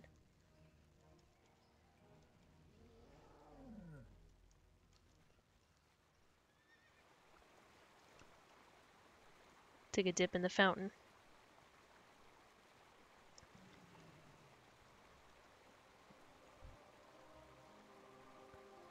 Alright, who is next?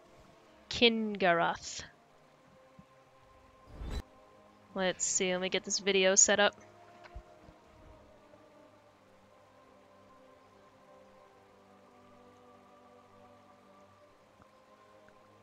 Okay, video.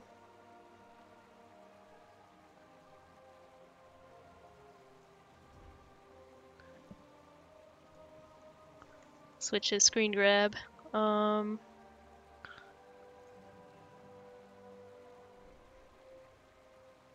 Kingaroth is a dual phase encounter in which the boss will switch between fighting the raid directly in Phase 1 to activating Fel Reaver adds that have devastating abilities during Phase 2. The raid will need excellent group coordination and fight knowledge to be able to counter the boss's mechanics in advance, as reacting to his spells isn't always good enough.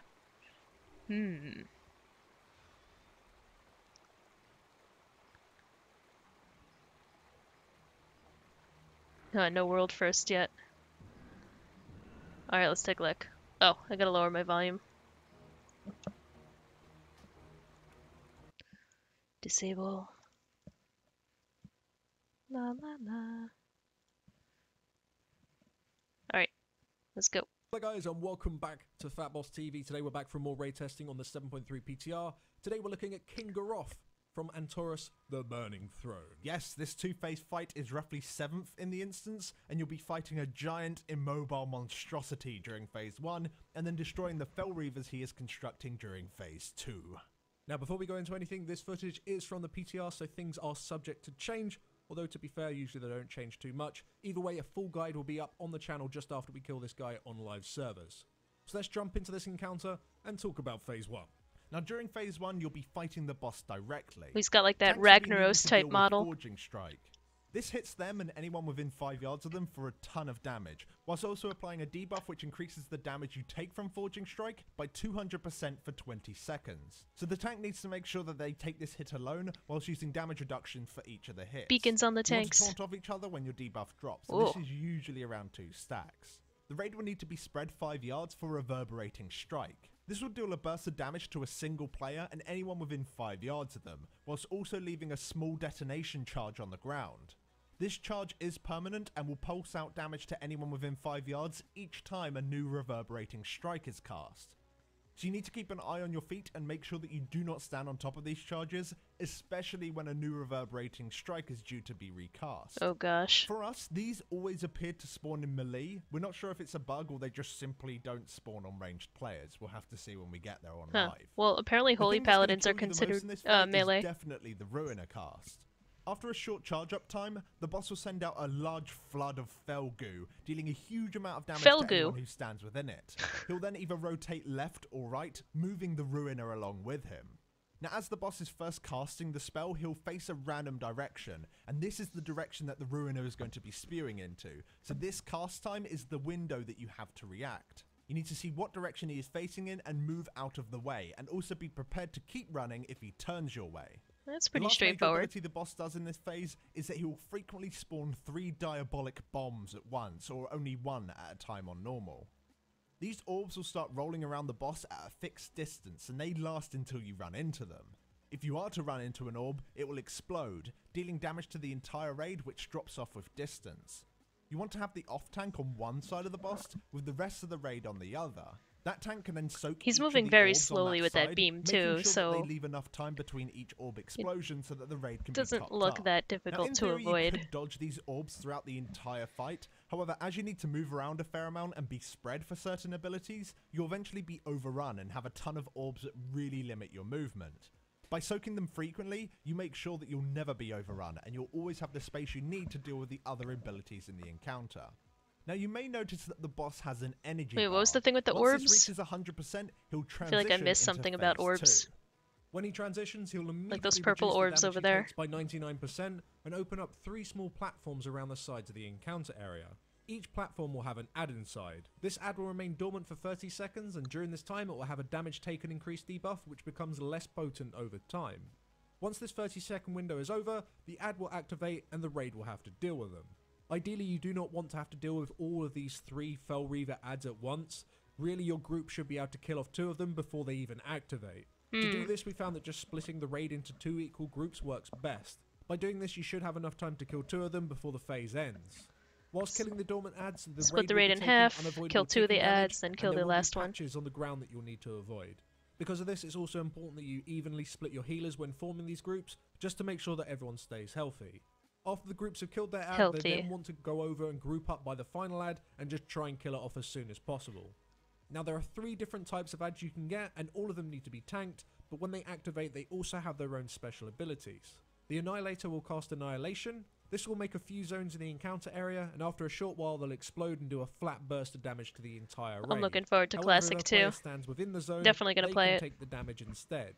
You want to send a single player to soak each zone, because the zones, thankfully, do not have split damage, so there's no point having multiple people in a zone.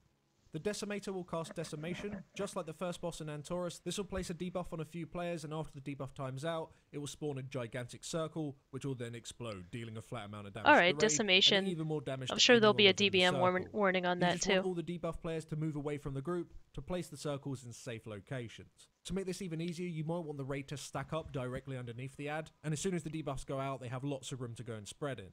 And finally, the Demolisher will cast Demolish. This places a debuff on a couple of raid Ooh, members, the and Demolisher after is the counting debuff expires, casting it will do a Demolish? shadow damage split between all players nearby, whilst also leaving a debuff which increases the shadow damage you take by 100% for 4 seconds.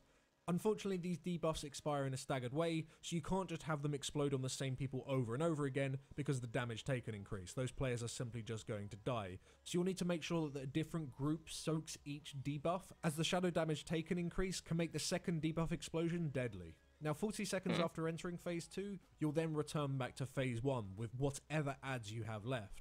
The side platforms will now reseal, instantly killing anyone that is within them, so it's really important that you make sure you move out, and at this point, all the DPS want to be killing off any adds that are left over to try and bring the encounter back under control.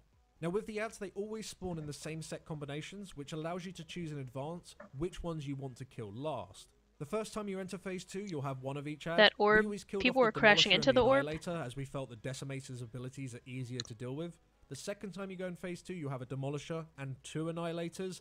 After experimenting with this a bit, we decided that killing off a Demolisher and 1 Annihilator was best, as Demolishers are just a complete piece from there. So, what do we think?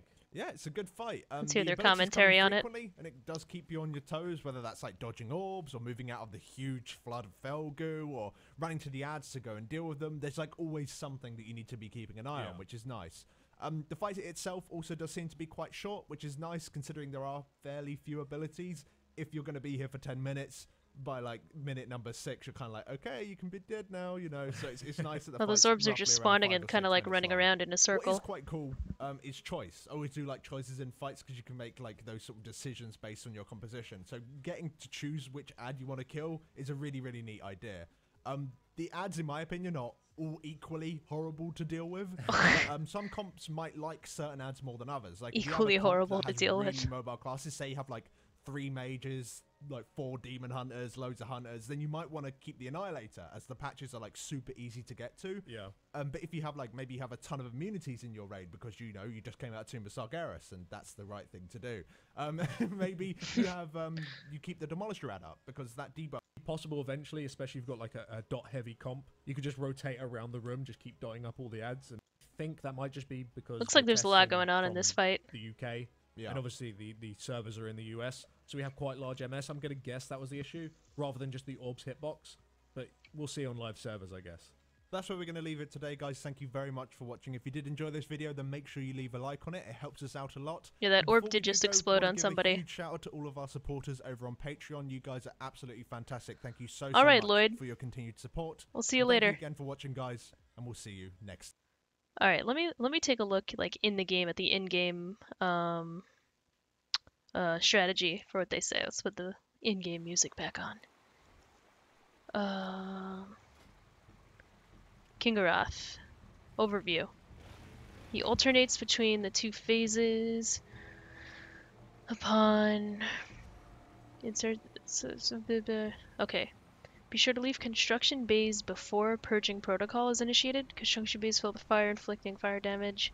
The gigantic doors then close, killing anyone inside. What? Move in annihilation missiles to avoid the effects of annihilation blast. What? Clump up to split the damage from demolish. Are these the same abilities?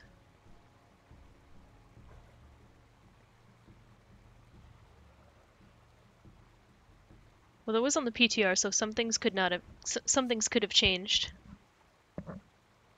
Be sure to leave construction. Well, avoid the beams. Oh, annihilation. That's the beam. Okay, I think that's the beam that they're talking about. Run away when you get decimation, kind of like the first boss of Tomb of Sargeras. Okay.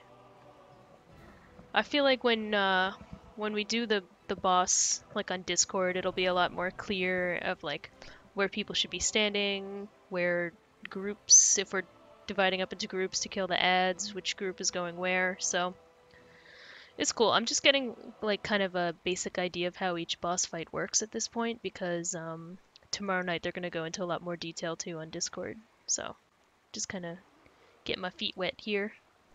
We got a relic. We have a helm, which looks cool. Looks really cool. Yeah, that looks awesome. I like that a lot. Gloves. These gloves, my top pick. The tier gloves. Like, I need a glove upgrade so badly. 915. That's my lowest item level piece of gear that I have right now, so glove would be my first choice to upgrade from this instance. Let me write that down. Gloves.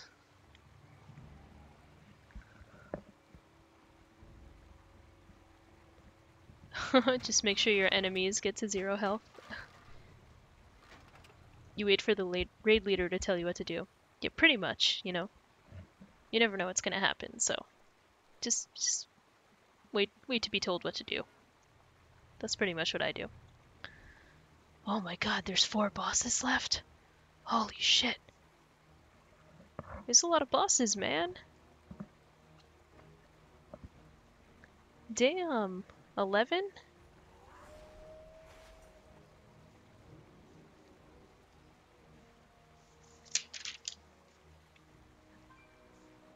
So who's next? Varimathras? That's number 8. Varimathras. The Coven is next. Shivara. Writing this down. Want to sign your shirt? I would sign your shirt. Number 10 is Agrimar. And number 11 is Argus. Argus, arr. Who's not seen the South Park WoW episode? I've definitely seen it.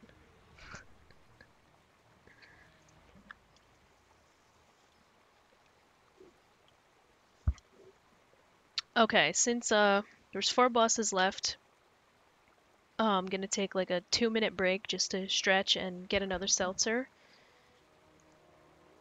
Gotta get another one. I'm all out. And just kind of take a little mental break because I just looked at 7 bosses, so kind of gotta refresh for a minute, and then I'll be able to look at the last 4. So I'll be back in a couple minutes. BRB. Waiting.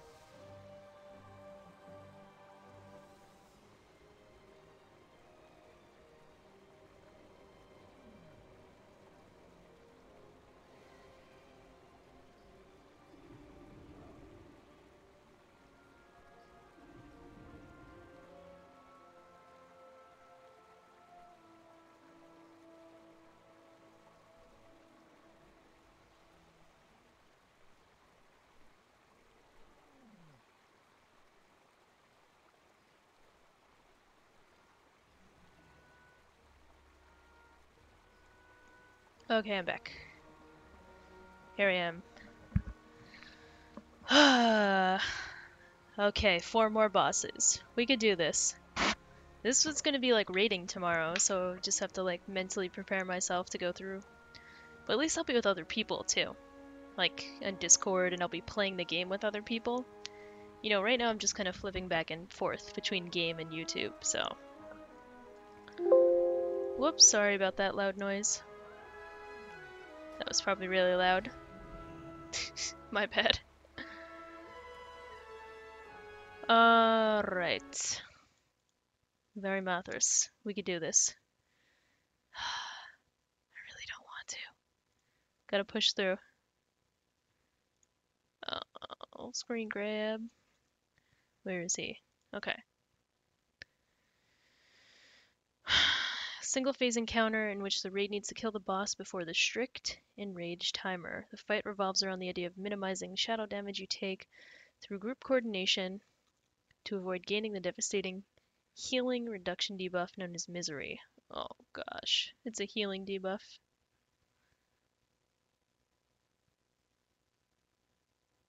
This effect prevents all healing for 7 seconds. This might be the last boss that I do on here. If you know. We'll make this guy the last one. And then I'll just actually play the game. Oh hey Ron Howard. Directing. What's up? That Hello guys and welcome back to Fatboss TV. Today we're back for more testing on the 7.3 PTR, and today we're looking at Varimathras in Antorus the Burning Throne. This is likely the 8th boss in the instance, and sadly it's a patchwork style fight. The encounter hasn't got many mechanics, and most of the fight is stick together, move as a group between 2 points, whilst just simply nuking the boss. In Now, vanilla, I'm gonna play a human just a quick paladin. Reminder that this footage is from the PTR, so things are don't subject know to change. We will have our full up-to-date what talent live I'm gonna guide for this level as encounter yet, once the boss though. reaches live servers. Right, let's get straight It's gonna into be it really and hard to talk level about as this holy. boss. So primarily Unless the fight I'm is leveling all with a about group just of people. not taking shadow damage, as anytime you take any shadow damage you'll receive a 7-second debuff called Misery. This prevents you from receiving any direct healing and also increases the physical damage you take by 200%. Not receiving any healing sucks at the best of time, but it's especially bad during this fight as the raid is constantly taking ticking damage from the very beginning all Have the to way avoid to the shadow very damage. end. To start off with, it just begins as fire damage, but it changes as the fight goes on. 2 minutes after pulling the boss, it will switch to frost, and will now begin to slow everyone as well. 2 minutes later, it will then turn back to fire, but the damage will now start to ramp up. And if you manage to survive the 2 minutes of ramping up damage, it will now turn into shadow, making everyone instantly immune to all healing effects. There's gonna be a lot of and AoE simply healing. wipe you. So this puts a strict enrage on the encounter, as you need to kill the boss before you all become immune to healing. With this in mind, let's have a look at the other abilities and how best to avoid gaining misery. Now, whenever anyone isn't within 8 yards of somebody else, the boss will cast Alone in the Darkness on them. This will just deal a burst of shadow damage to that player, which of course applies misery. So throughout the entire fight, you want the entire raid to be stacked, aside from the tanks who need to be stood next to one Warrior another. main. That being said, the tanks I gotta go cannot with the both class that I've stand been in front of playing the boss all along, because of the Paladin, shadow so. strike. Each time the boss reaches 100 And I'm gonna energy, play he'll do a cleave human. in front of him, dealing a large amount of shadow damage. So you only want one That was my tank first to take character, this damage human from the boss, 'cause Paladin, otherwise so. both of them will gain misery and just die super quick. But the off tank needs to be within 8 yards of the other tank to avoid Alone in the Darkness from hitting either of them. To The fix boss this, has you a want the really main nice tank to be model, as close to the middle like of the 3D boss's hitbox model. as possible without flipping him towards the raid. Looks really cool. Whilst the other tank is as close to the boss as possible, but whilst remaining on the opposite side of the hitbox to avoid getting hit by the cleave. So basically, one tank is sniffing the boss's crotch, while the other one is sniffing the boss's ass.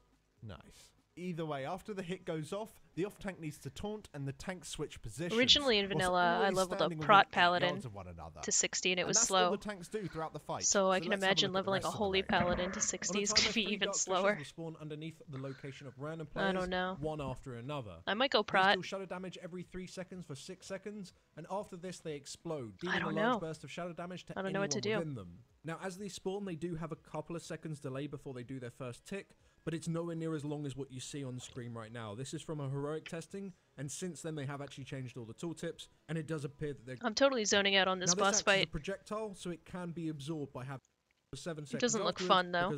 because of misery. And on top of that, the ticking damage, and you're going to... That's like pretty obvious. Every time we talk about one of these bosses, I'm pretty harsh about it. It kind of feels unintentional. What they should really do is just make it so tanks Why did I are level up immune as to a Prot? load Because of I didn't know what I darkness. was doing Make it in vanilla. I was like, I don't know how old I was when vanilla came out. So, I didn't know what the fuck I was doing when I was playing. Like, I knew what I was doing, but I didn't know that Prot pallies were so slow. I was just like, yeah, this class looks cool because, like, in Ragnarok Online, I was playing a knight, and I like knights who could take damage and, like, be tanks. So, that's why I went Prot, man. It was tough, but it was a proud achievement hitting level 60. I tell ya what.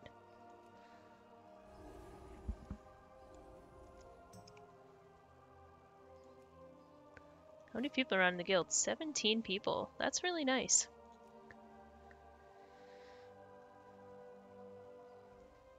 That's nice. You gonna try to level a Holy Paladin without BOA gear? Oh well, I should do Mythic Plus because I haven't done any this week. God, all my tooltips are enabled. Yeah, I haven't done any Mythic Plus this week. What are the affixes? Tyrannical, Explosive, and Bolstering. Wait, have I done Mythic Plus this week?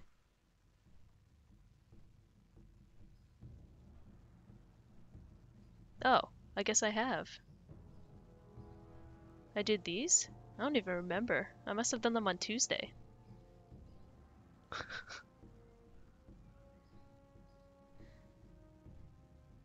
Yeah, okay, clearly I'm blind. And I did a level 10 too. I didn't have friends. I was in an entire guild of friends.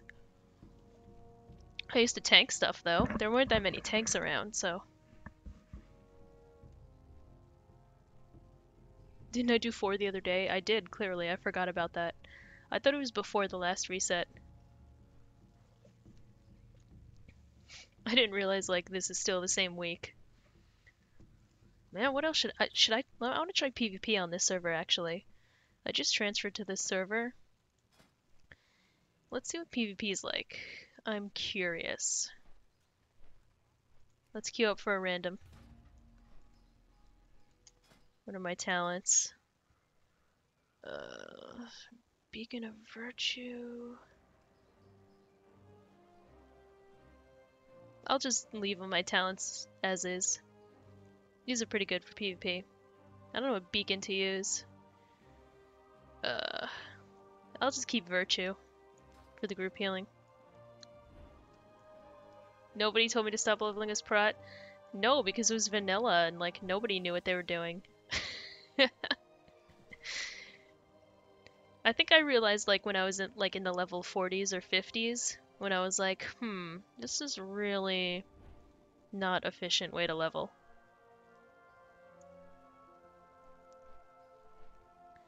What difficulty do we plan to enter? I believe we're going to start with normal tomorrow. Just to kind of get acclimated with the instance and familiar with all the bosses. But then we'll move on to heroic once normal is cleared. It all depends on how quickly normal will be cleared. I don't know anything. Oh, Warsong Gulch. God. Alright, Alliance, let's see. Let's see what you're made of.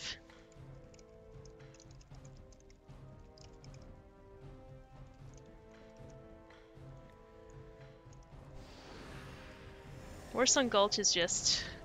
Oh, I gotta fix my raid frames here. Make them a little longer.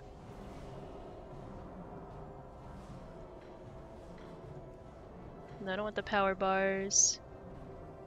Don't want the border.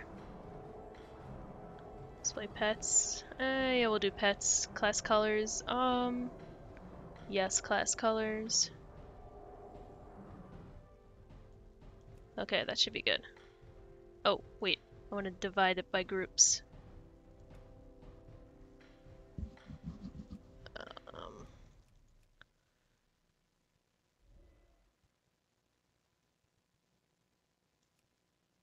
Keep groups together. Yep.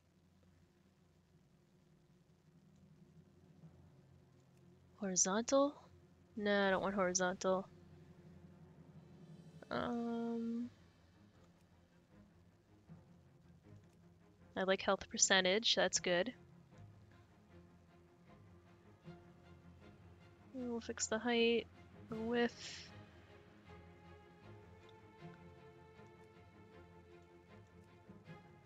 How do you, like, move them now? Like, I want them to be side by side.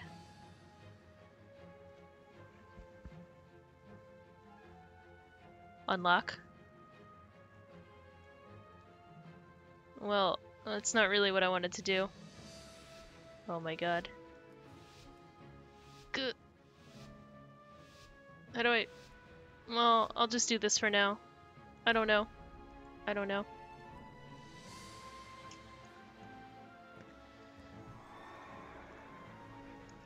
Having them horizontal, I'm not used to that.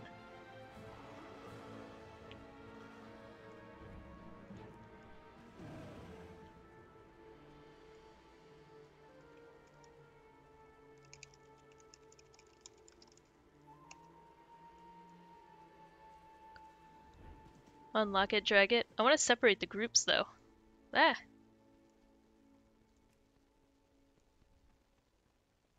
I definitely don't like them horizontal. Oh my god, crashing into the wall here. Oh, keep groups together. I'll fuck with this in a little bit. Oh, drag the bottom tab? Okay, okay, I will try that. Blessing of Freedom. Go, go, go.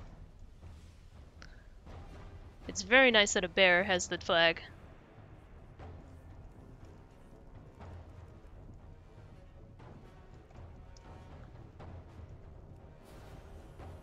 What's up, Mr. Bear?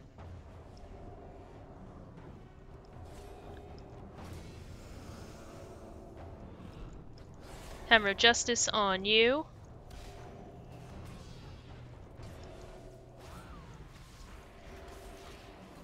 Oh, they're smart and they're attacking me.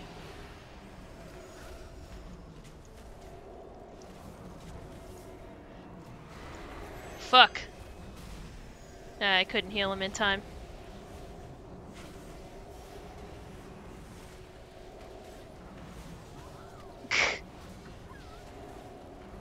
They always have trouble killing me. Oh, that Pally's mad that I stunned him. Look at that. He's following me. And he left me alone. People can't kill me.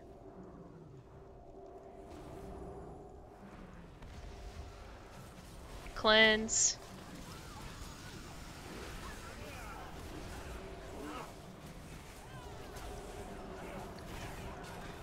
Can I get this Tears Deliverance off? I did. Wow. That's silly. They still can't kill me. Or are these pets on me? Oh, we wiped them out. Oh, Horde cap though. That sucks. The rat got pissy, but he still couldn't kill me. Is somebody attacking me right now? Are you trying to attack me? I don't think so. Oh, they got me holy locked. Ruh-roh. Oh, they got me. They finally got me. Where am I, Oh, I can't use that in PvP.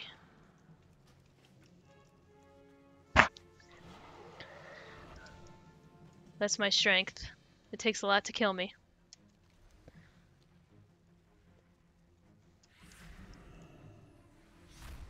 I gotta run with the druid to the flag. I don't want to, like, turtle the base. Ooh. I am not Horde. Why isn't this hunter slowing me? Oh, there we go. Oh, it's a shaman? No, it's a hunter. That's a hunter. Get out of my face, man.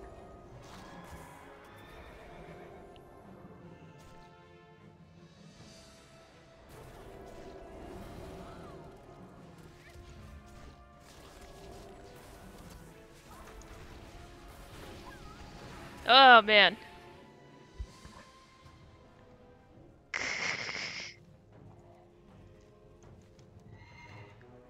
When there's like 8 fucking pets attacking you, and you have your cooldowns are not available, there's not much you could do. 8 fucking pets attacking me right there.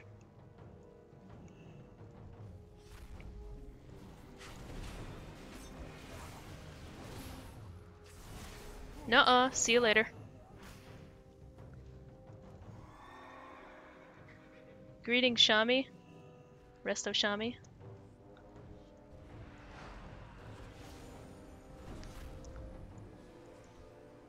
Do we have a flag carrier? Where's the rogue? I gotta find the flag carrier. Wait, I see him. And he's dead. Never mind.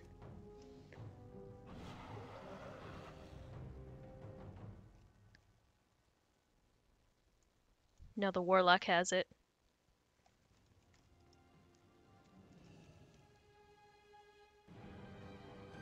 He's below. Let's see if I can get to him.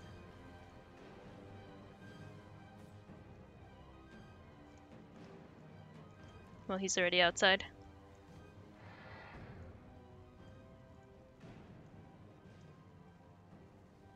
You can't jump over this fence, can you?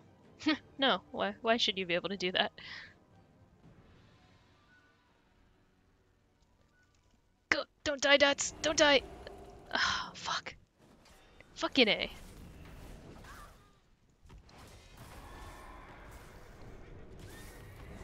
Man, these horde guys love me. I'm gonna go down.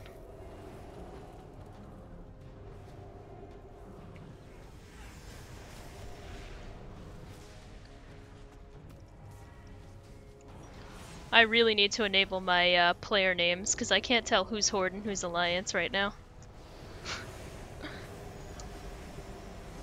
I mean, aside from the characters looking like giant Taurens, but you know, still. It's hard for me to tell, like, Blood Elves from humans. Let's do Tears Deliverance. Oh, they stunned me. Get this Tears off. I did.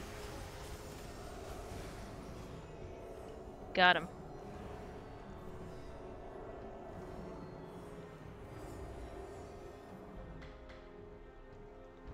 Yeah, the true dialogue comes out in PvP.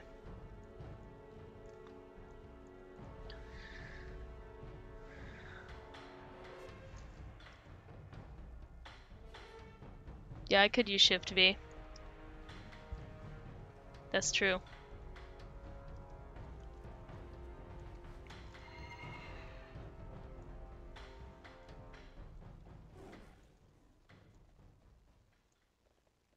See if I can protect this Death Knight.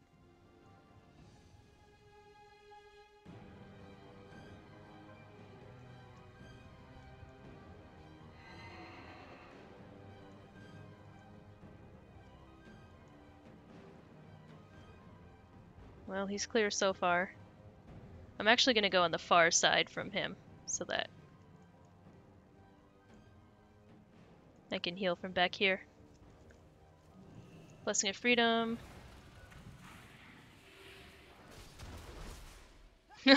I'm like hiding in the bushes, but this hunter sees me.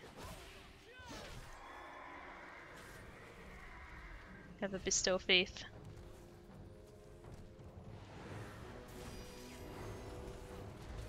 Blessing of Freedom again. Ah. And that's the game. I tried, y'all. There's literally surrounded by horde.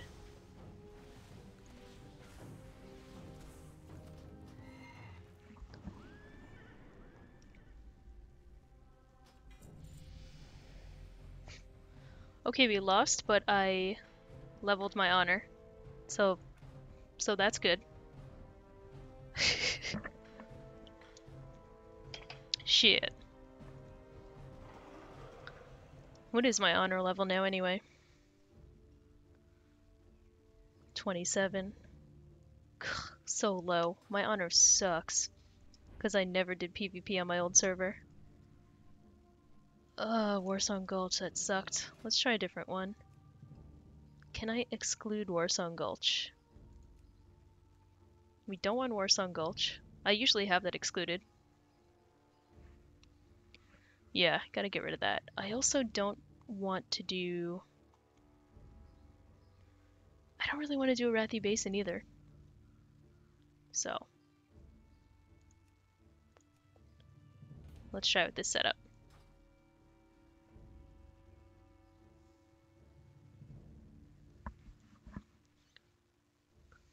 -10. Yep. Alliance does pretty much suck at Warsong Gulch. We win AV the most. We do pretty good on Isle of Conquest too.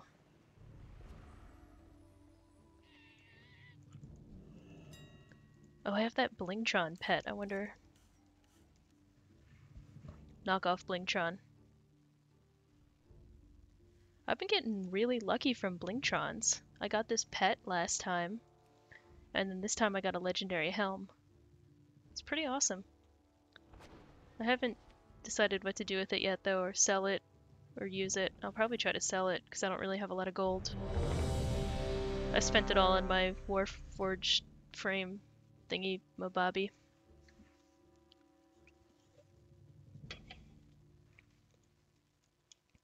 Twin Peaks. Oh, it's already in progress. And look at that, we're losing 2 to 3 already. Awesome.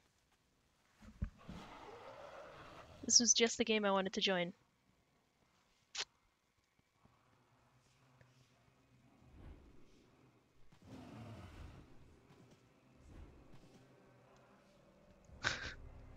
These are the perfect games to join.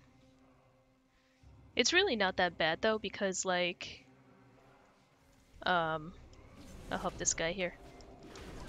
Because it's a quick way to lose, and I know that sounds bad, but at least I get honor more quickly that way.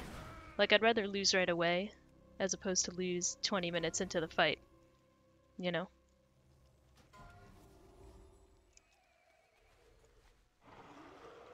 Yo, get the horde. Where are they?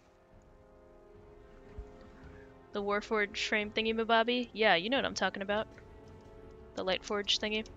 What's up, Enio? Where is the horde? No, this is the Alliance base. Oh my god, I never do this battleground. I have no idea what's going on. And I joined the game really late. Whee! People in the chat are freaking out too, like yelling at each other. It's kind of funny. Oh my god. Just because I'm on a giant mount.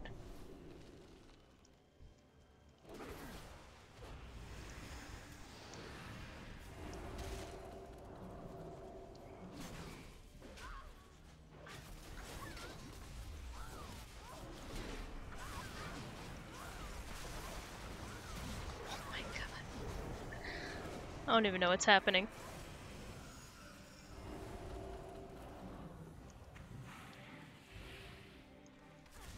Sapped? Really?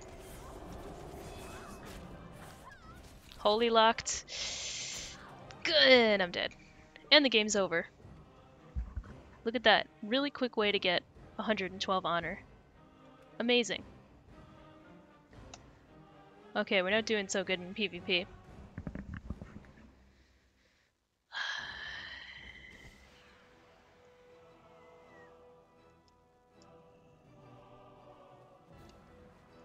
Should go to Goldshire. See what's going on in Goldshire.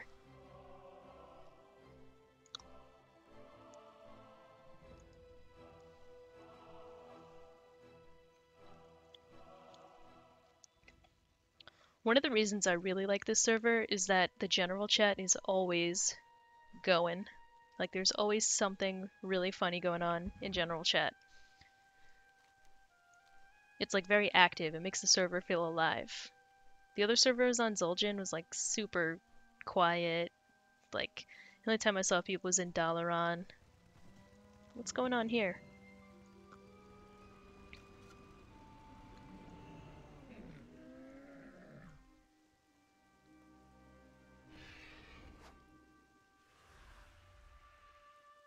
I'm on Moonguard.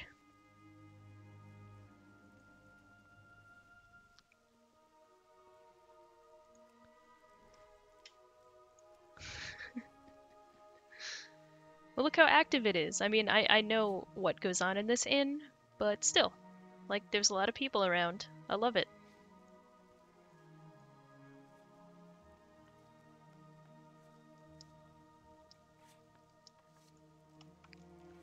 Pornshire? Oh my god, Pornshire. That's really funny.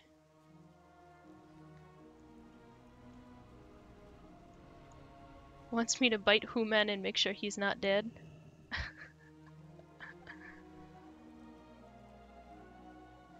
I was doing Project 60 on Moonguard.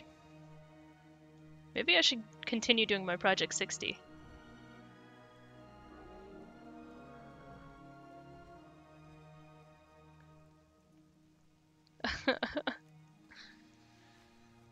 Bodysuit, yeah, I'm not gonna go in the inn. I'm just, you know, I'm in a respectable guild. I gotta represent the guild in a good way, so I'm not gonna do anything to anybody. I mean, I wouldn't do anything to anybody in Goldshire anyway. I would just kind of like check it out. But you know what I mean.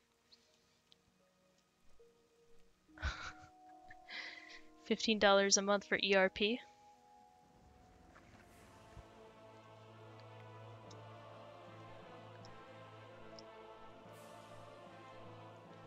Is anybody still doing Project 60, or is it all Project 70 now?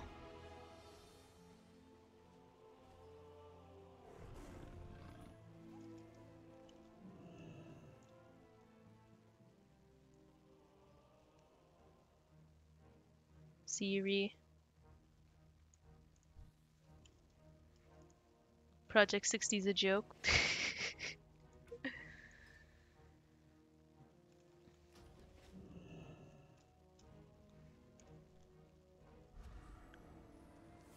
Hardcore RPers. Let's try PvP again. I did Mythic Plus, so it's like, what do I do now? This is the problem at the end of the week. There's not much to do. Yeah, Soda loves his Project 60. Oh, 70 rather. Well, he liked Project 62, but he was all about that Project 70.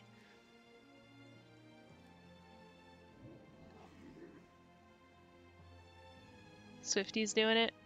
What's up, Lloyd? Welcome back. I could do Kill Jaden, looking for a rate, looking LFR.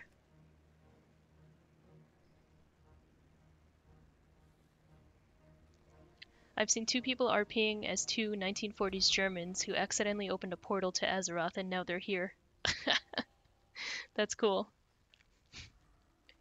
That's like a historical roleplay. That's interesting. What mythic did I do? I did plus 10 Vault, apparently. I don't remember doing it last week. I think I did it on Tuesday. That's probably why I don't remember. Either Tuesday or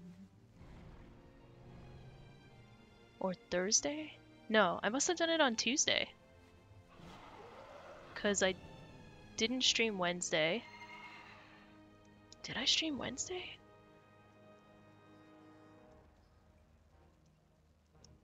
Maybe I streamed Wednesday. I can't even remember.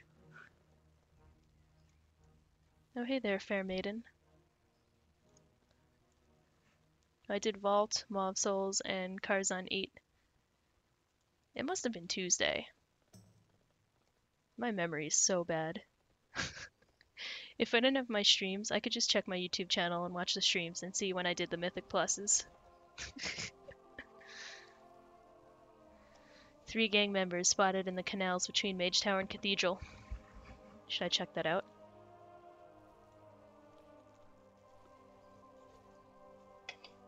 I did it Tuesday after the reset. That sounds about right. The seltzer, the bubblies, affecting my memory. Alright, let's try PvP again.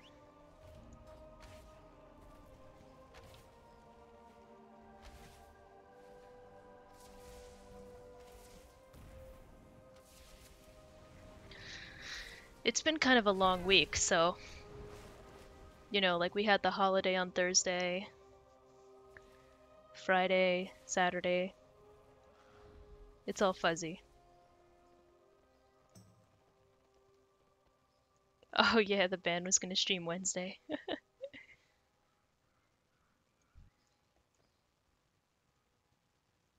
Yeah, Tuesday.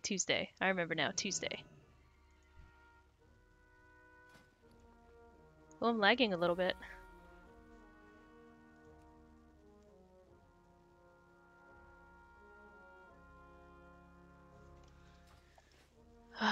Waiting for this queue to pop up. Is anybody else gonna raid Antorus tomorrow? Antorus.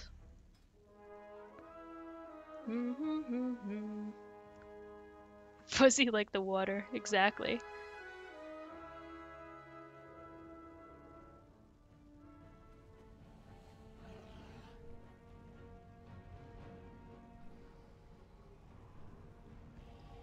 I'm reading like updated rules from my guild on raiding. Aw, they had to have a post about rage quitting. That sucks when people rage quit. Best in slot gear. They're doing GM looting. I mean raid loot. That's fine.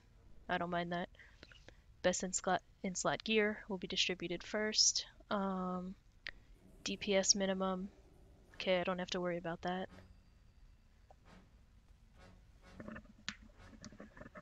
Toys. There have been complaints about use of toys. Use your judgment. I don't really use toys.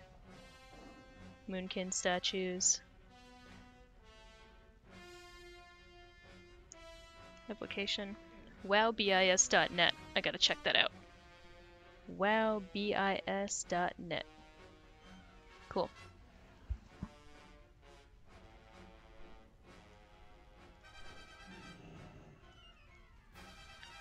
Haha, thanks, Gallant.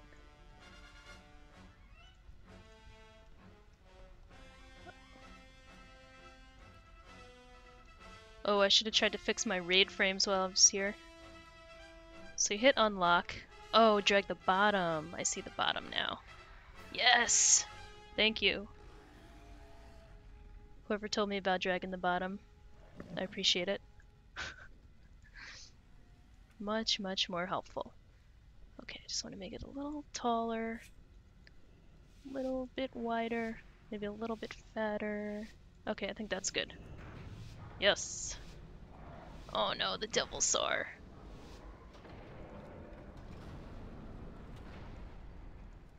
Okay. What are we doing? Oh, temple. Okay, I like temple.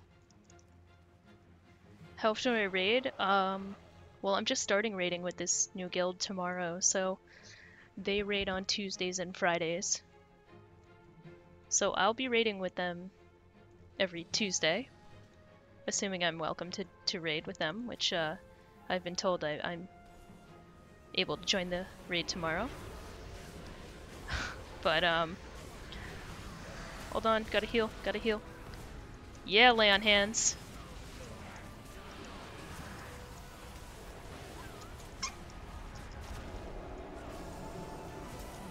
My fitness band is like making noises when I squeak in against the keyboard.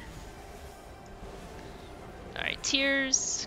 God, I got holy locked, fuck.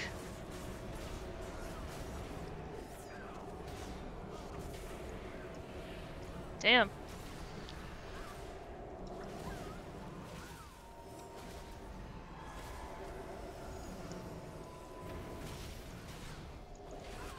Get away from me.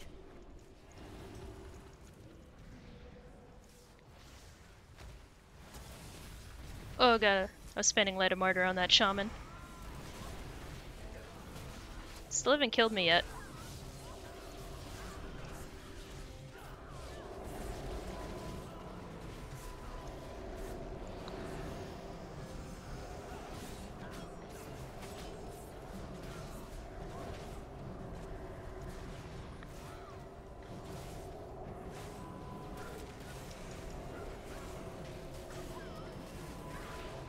Still trying to kill me. Come on, boy. I'm literally just like running around in here. This guy's hitting me like a training dummy. La la la la. La la la la. Let's go in the corner here. He's still following me.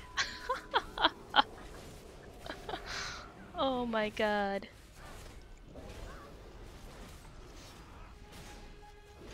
He's literally just like rooted.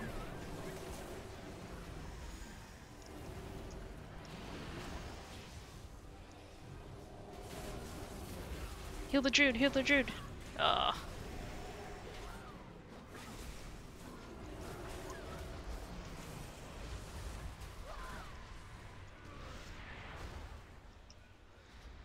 They finally got me.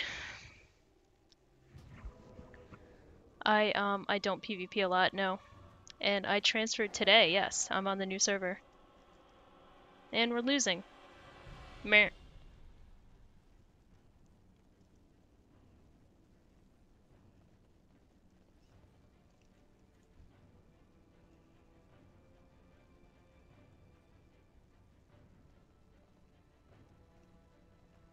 Might as well protect somebody with an orb.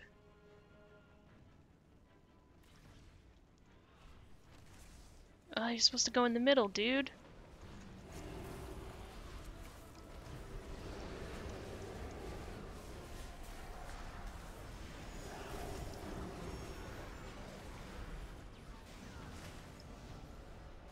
As a healer, I jumped right in the middle? Hell yeah, I did. Because they can't kill me. That's why I jumped in the middle. Oh my god, the pally's back. I mean the warrior. Whatever he is. He keeps trying to kill me. He's so cute. What's up, Matt? This warrior will not leave me alone. He loves me.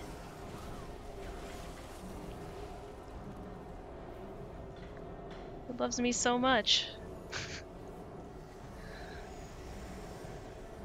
Wow, we cleared the middle? Unbelievable. Sparta!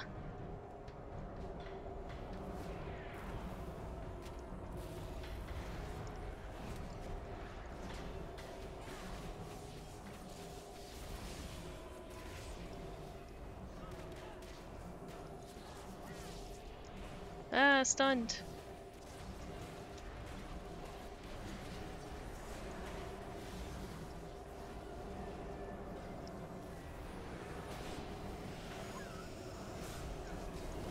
I am lagging a little bit.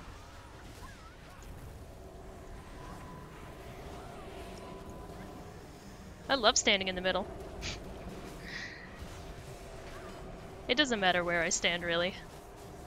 The warrior's still trying to attack me!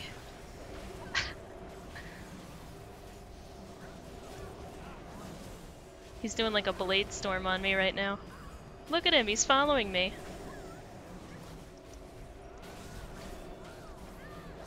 Are there two on me?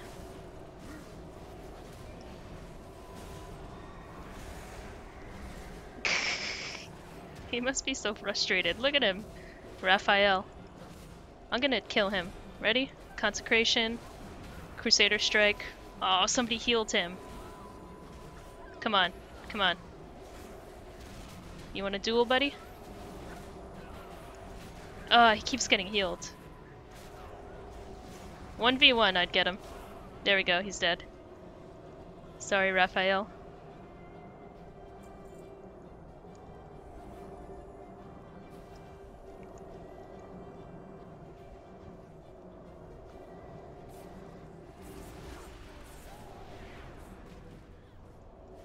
You think I outgear the Horde team?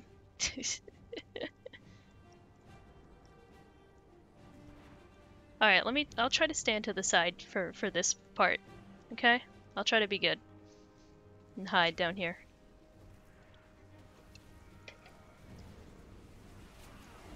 Gotta freedom that druid. I'm gonna use my aura mastery.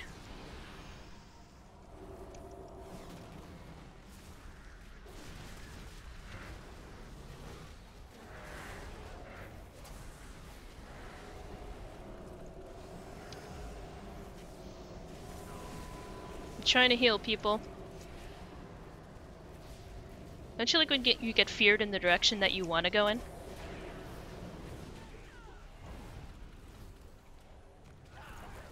I don't get why, like, Alliance has been occupying the middle, and yet we're still losing by so much.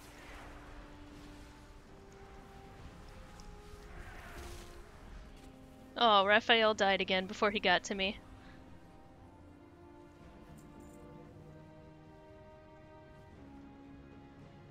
Okay, now I'm the only one in the middle. What are you guys doing? I never know what you're doing.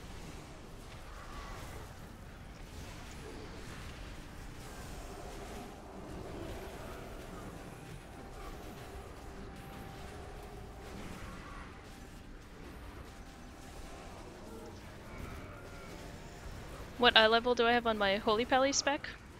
I'm 939 right now.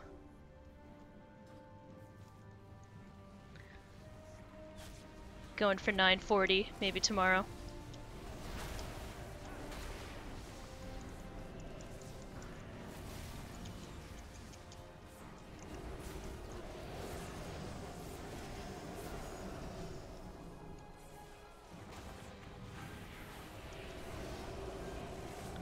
Where's my warrior friend? I haven't seen him in a while. At least he's participating. Oh, here he is. Hey, buddy. How you doing? Do you miss me? Oh, God.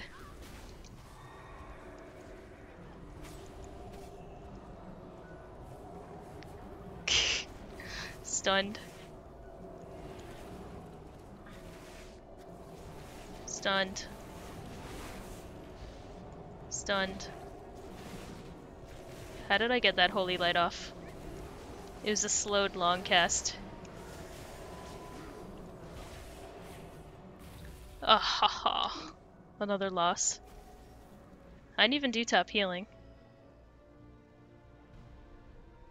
Wow. Another loss. I'll be right back. I have to open the window. It's like extremely heated in here right now. I'll be right back.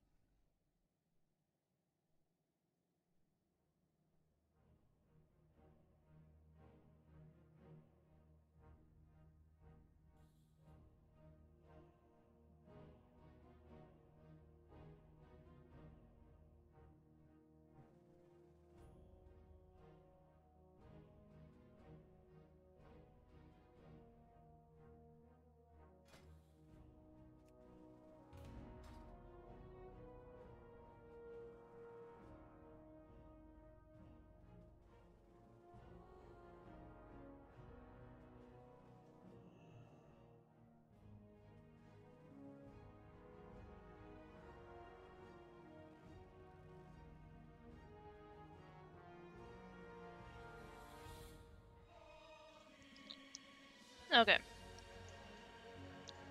I had to eat something too, because I felt like I was gonna pass out. Not really a good feeling.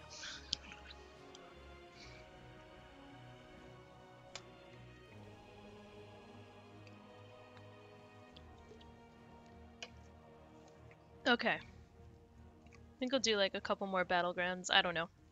Not much else to do right now, guys. Not much else to do in game. I'm in the guild, so that's good.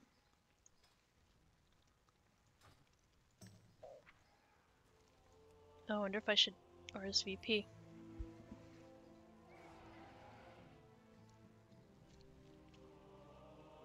Normal raid Tuesday. Oh, it's at 9 o'clock.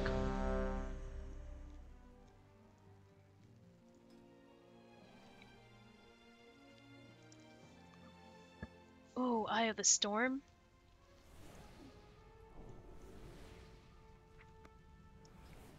Oh, Lulu's.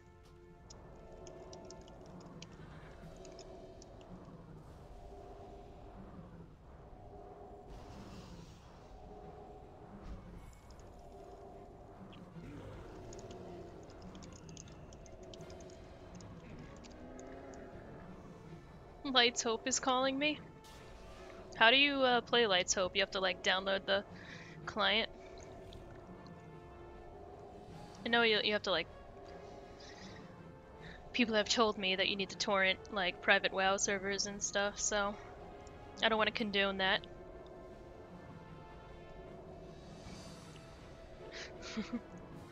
Worst BG. Your Shami stuck at 935 since Arcus? Yeah.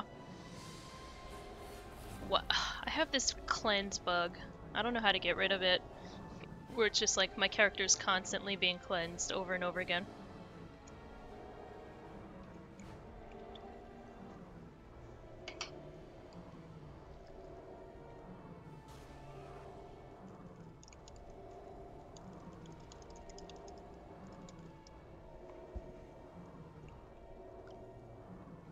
It's kind of annoying.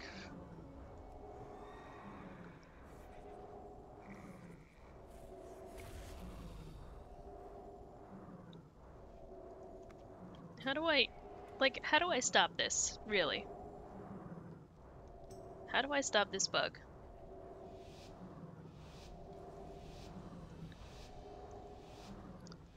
This is a toy? I don't think so. It like follows me around. Watch, it's gonna follow me around.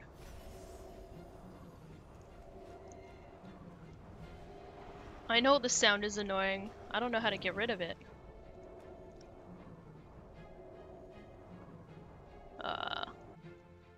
We'll disable sound effects for now. Look, it's still following me.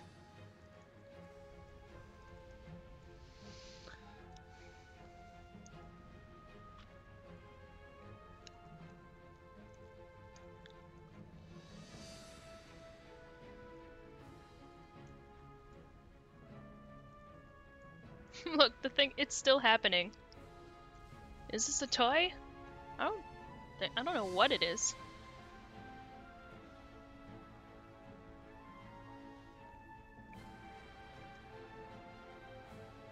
Reload UI.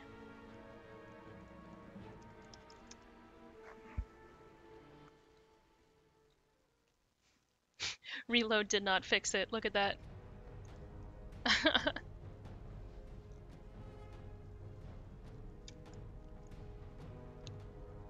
That's so silly.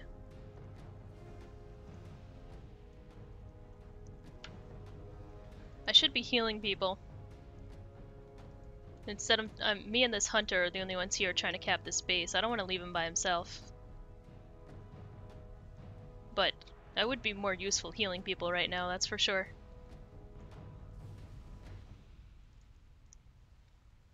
Oh, I should have gone to Fel Reaver. Is it too late?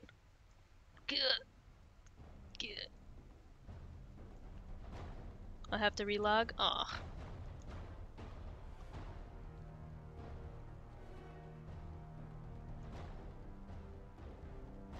Alright, we captured it. Let me try to go to Fel Reaver. I should be there right now, helping people.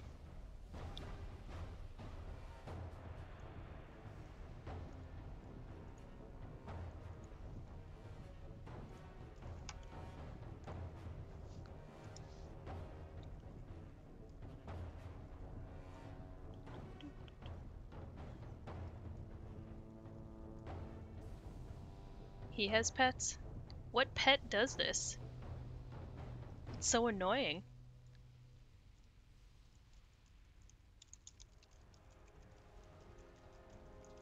Ugh.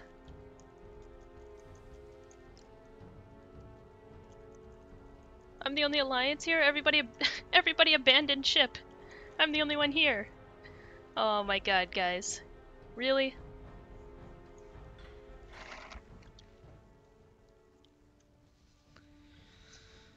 I'm gonna wait for Classic to come out before I do any vanilla playing.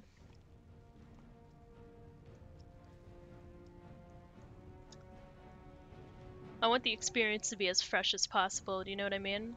Like if I'm playing vanilla servers all this time, I'm just gonna get really used to it. And like that's not a bad thing, like to get used to it, because then I'll remember how to level faster in certain areas and whatnot, and just get used to how the gameplay is. But I kind of want to go into it like really fresh, you know? Oh boy, a lot of stuff happening. Gotta heal everybody. I'm in a good vantage point now. I'm in range of a lot of people.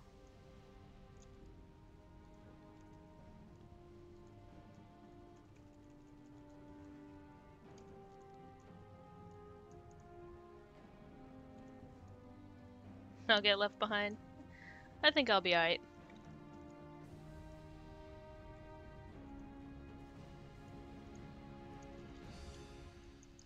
It depends who I'm playing with. Like, if I'm going to be playing with all of my friends, chances are we'll have enough to, like, you know, have a guild and do 5-man dungeons, and maybe even Upper Blackrock Spire, the 15-man. Like, if it'll be a 15-man, who knows what they're going to do with it. But, I'd rather just play at the pace of me and my friends. That'll be the most fun.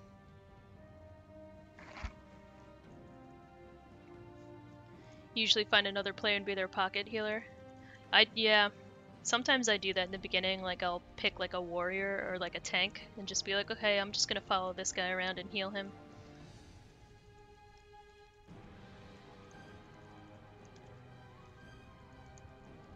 It is a lot easier to do battlegrounds with friends who are DPSers or tanks. this druid's name is Owlbama. That's really funny.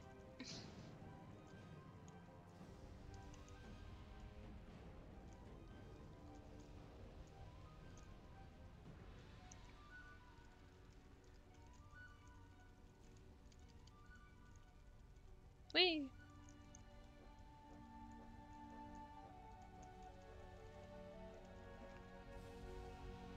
Oh man. Tears Deliverance. I mean, Owlbama's putting up a good fight. I tell ya. Good ol' Owlbama. You had the most wins in I? Yeah, I mean, not to jinx it or anything, but we're winning so far, so that's kind of cool.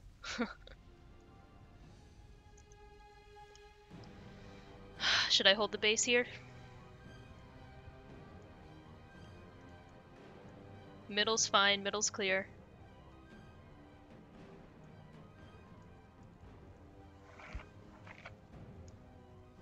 About 2 to DR.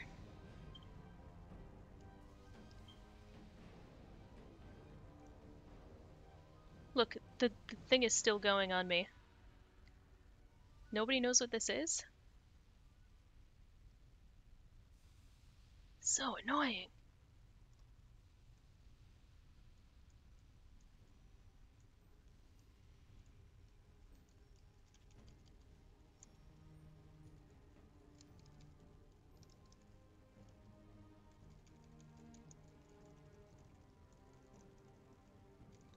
It is a little weird playing without the sound effects too. Have I tried cleansing myself? I just cleansed myself now. It looks like it's still going.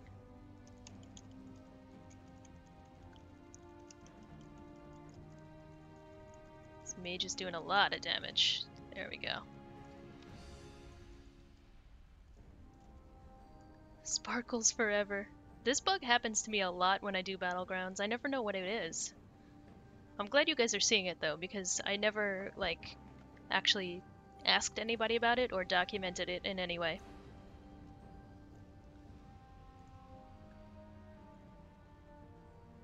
Well, I just leveled up my honor. It's like this...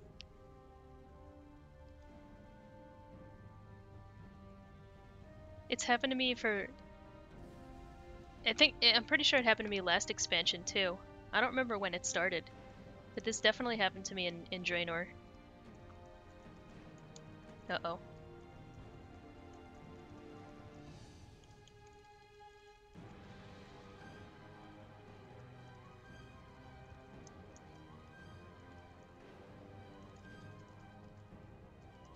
The Shadow Priest trying to solo.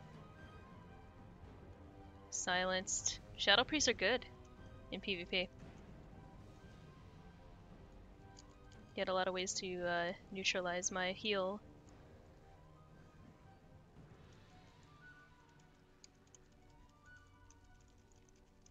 Was this a rogue?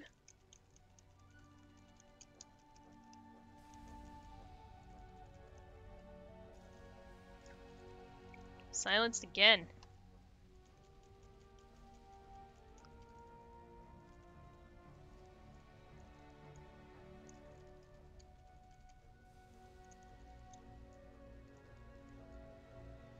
So I disabled the sound, but if you look closely at my character, there's like this rainbowy, swirly thing that keeps appearing over me.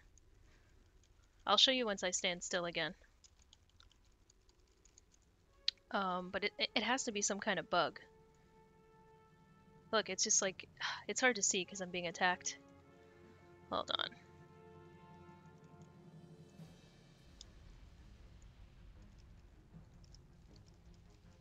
I've gotten silenced like 3 times by the Shadow Priest. Where is he anyway?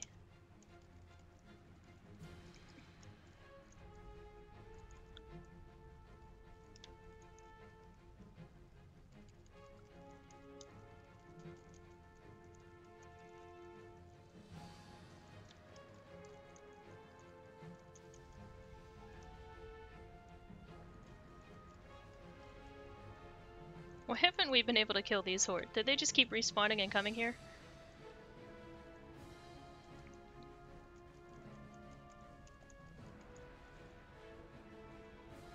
What is this bullshit shield?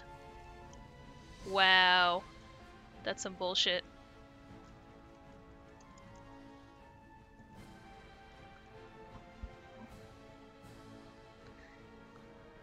Look at this.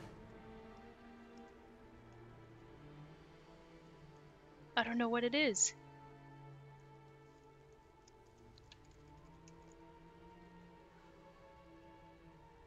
Wow, we won.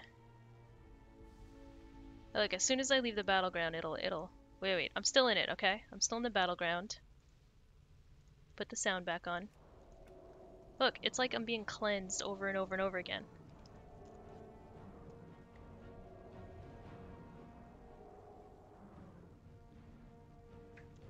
Wait, now it stopped. It stopped for some reason. Did it stop when somebody left?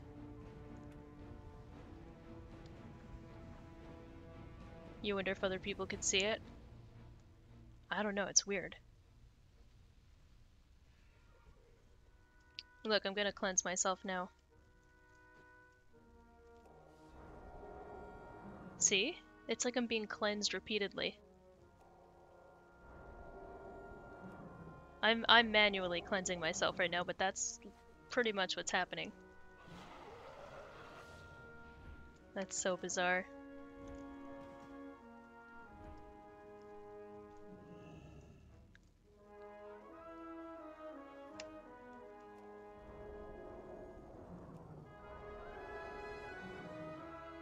I don't get it.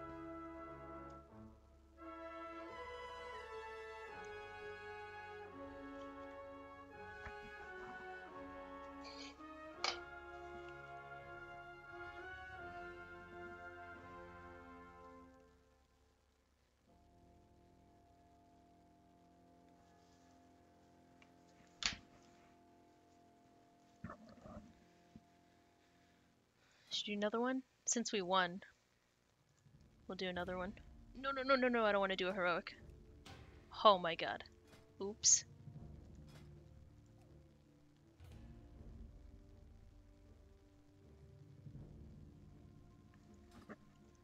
Can't believe I won.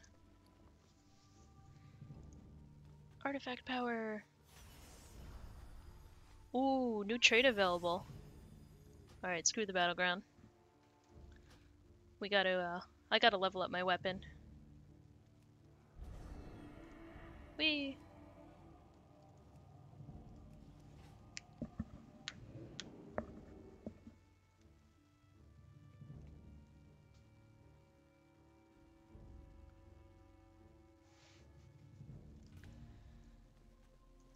I thought I left my BGQ.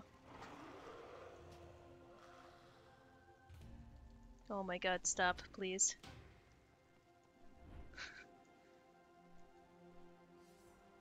Why do I have a quest complete over here?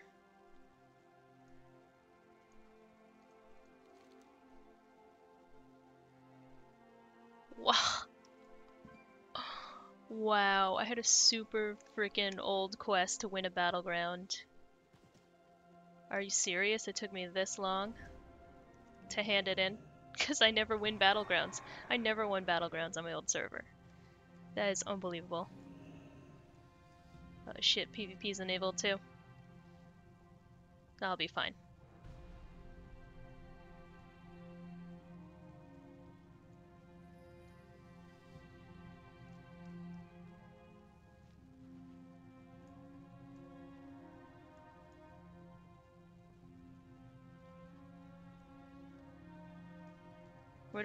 Where do I hand it in?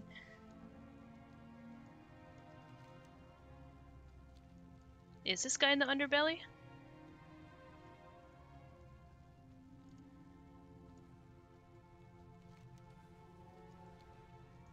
And where's this guy?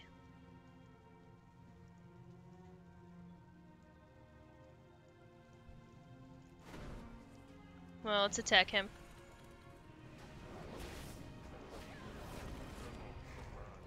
Come on, holy DPS, go, go, go.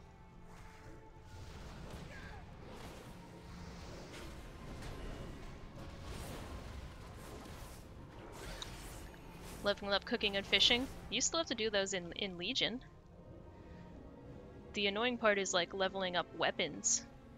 Like doing weapon levels and stuff like that.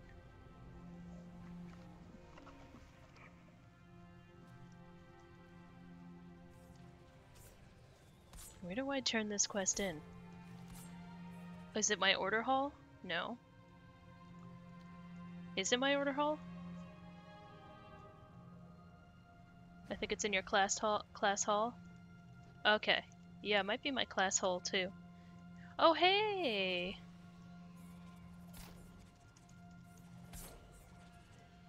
You a night elf.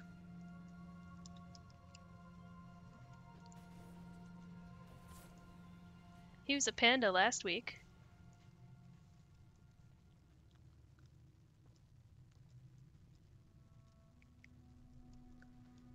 Okay, let me go to my class hall. I think that's where I gotta go. I don't want to do Ashen.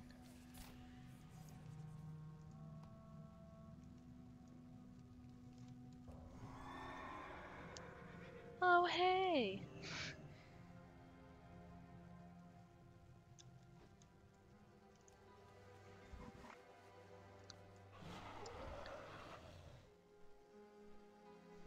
You are a sexy night elf. What happened to Panda? Oh yeah, this must be my order hall, because it keeps disappearing. You never saw an order hall before? This is the Paladin one. It's filled with shiny, holy-looking plate wearers. Holy warriors. There's Lord Irulan Trueblade.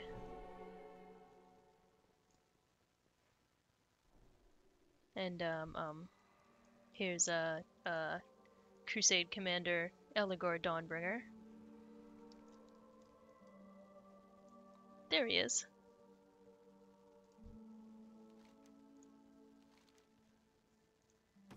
Bam. Done. What do I get? Oh, not bad. 905, Fierce Gladiators, Scaled Sabatons. Huh. I discovered the appearance, so that's good. Good for transmog. Where are my sets anyway? Sets, here we go. How much? Oh, I just have 2 pieces. Yeah, good. Making good progress here. You hate being a panda, no good mog. Yeah, I could see that being true.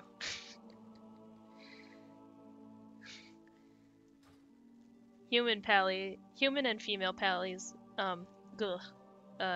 just look good in transmog. Wow.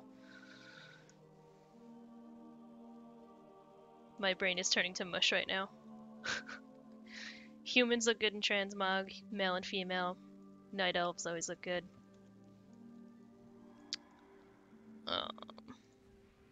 Gnomes and dwarves, like, not so much. Not as much as humans. Oh, I gotta level my weapon. There was a reason I came down here.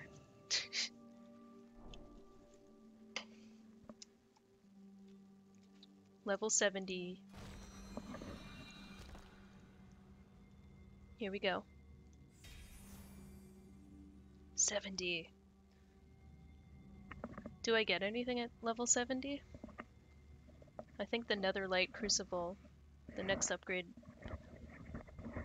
I just upgraded it at 69, so I doubt 70 has an upgrade.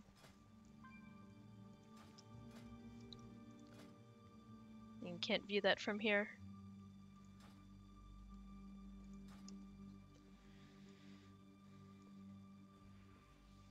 I said I look good in transmog. Hell yeah.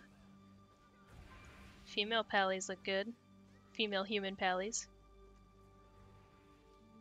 Oh, you like the Blackrock transmog? 69, 72, 75. Alright, so I have 2 levels to go before I can upgrade my weapon again.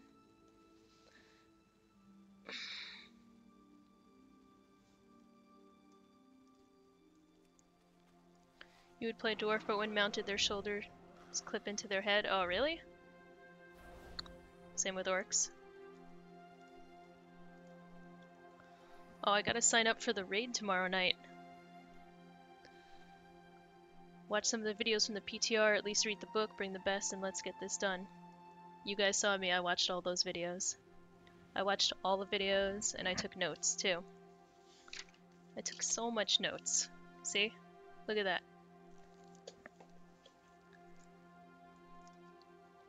So, it's good to, like, be familiarized with, what's going on. Because I'm sure they'll go over it in detail in Discord, so. That's at 9 PM tomorrow. Alright. Yeah, I thought it was... I'm glad I looked, because I assumed it was 10 PM, but, looks like... Oh wait, it's 9 PM server time.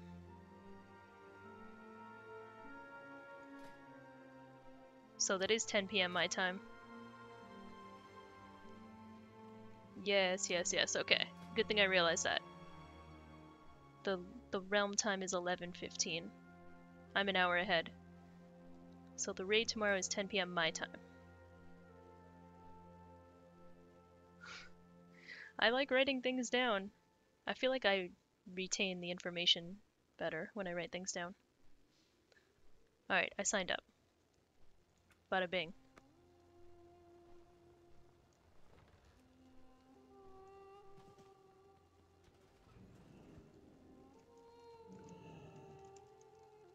East Coast babies. Let's go to Ironforge. I want to buy some stuff for the raid tomorrow. Like usually like the raid leaders supply food and the guild flasks and all that, but I don't want to assume that, so I'm just gonna get stuff anyway, just to be prepared in case. I'm just gonna assume that nothing There will be no buffs, so I have to bring all my buffs. Let's get a couple of flasks. 500. 2, 4, 5. Alright, that's 5 hours worth of flasks. That should be fine. Oh, dude, I didn't even have to buy flasks because I have the rune. I'm so new.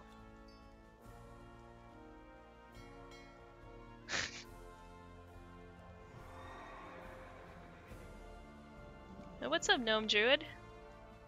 How you be? Did you just wake up? Well, I think it's good to have flasks anyway, you know? I'm just being prepared. I should clear my inventory too. So much going on. I have enough food. I have enough flasks. I have my rune. I have my Fel Focuser. I have extra runes just in case. Whoop. I just have so much crap. Alright, that bag is full. That bag is full. That bag is not full. That bag is full. That bag is full. That bag is full. Okay. This bag is full. Like, I don't need all this crap. I could deposit a lot of stuff. Oh, Tony's promise.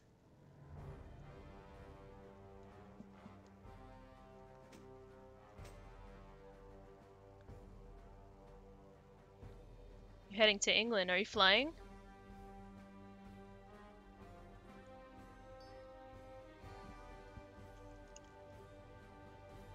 Deposit all these relics.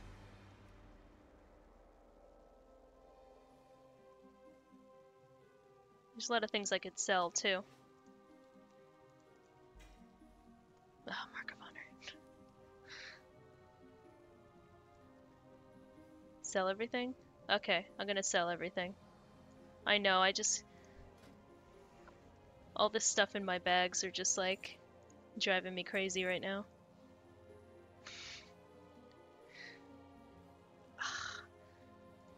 I used to be a lot worse of a hoarder with my gear than I am now. I don't need this. I hold on to that just in case. Hold on to that. Hold on to Actually, a lot of this gear will not be useful after tomorrow because of the gear upgrades that are coming out. Sell this. Yeah, I have like all this like cosmetic stuff that I don't need. Baked potatoes. I don't need any of this stuff. I could sell this. I could sell that.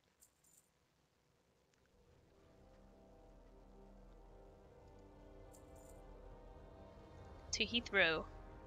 Nice.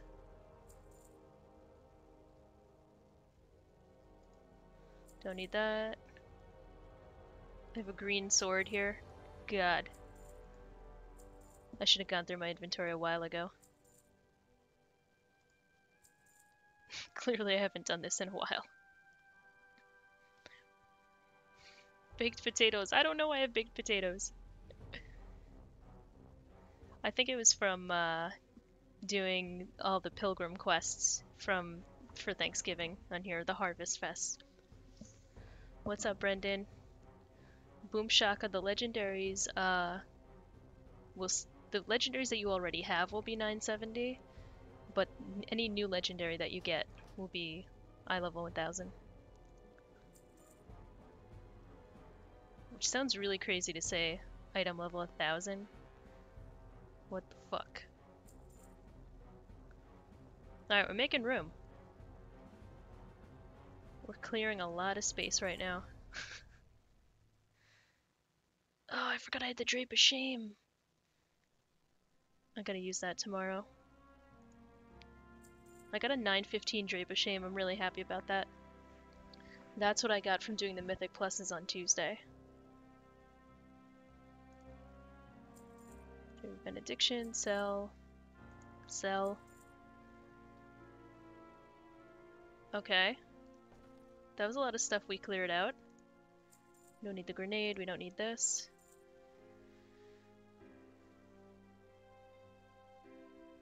Can get rid of one of these. Healing potion. Making a lot of progress. I want to look like a boss with full bags.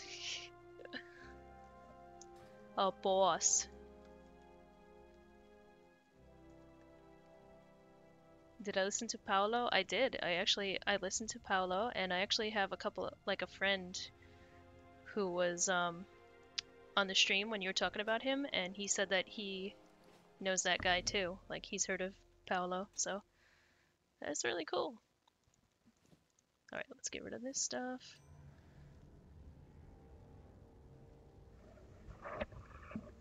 Yeah, the blacksmith in Dalaran is where you can upgrade your legendaries.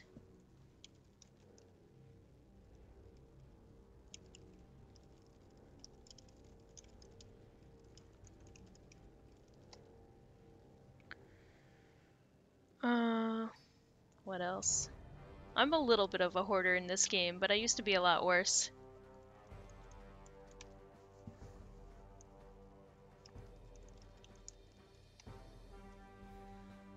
Look at all these wands I have. I gotta get rid of these wands.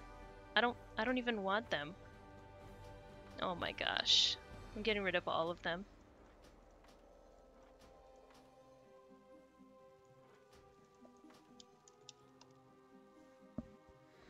Like these toothpicks? Why do I have these toothpicks?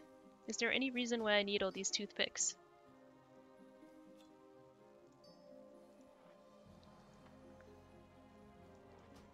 Murloc. No, like... I don't want any of this stuff. Knowledge is power.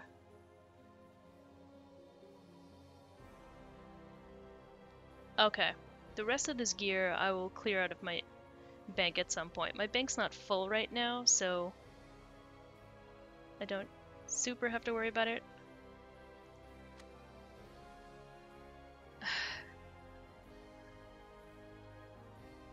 Wands, toothpicks, and baked potatoes. It's just pretty much, yep, that's what's happening.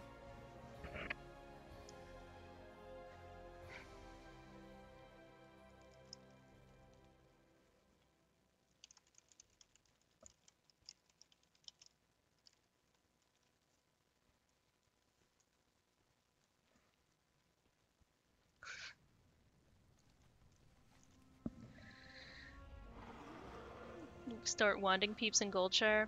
Yeah, I mean, I don't want to troll people if they're RPing. I'm just gonna let them be, you know? I'm not one to mess with people. Just let people do their thing.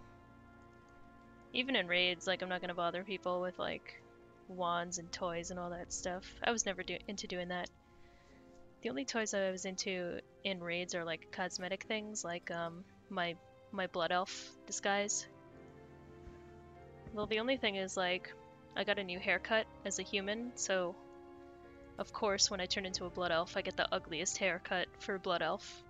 Like, seriously?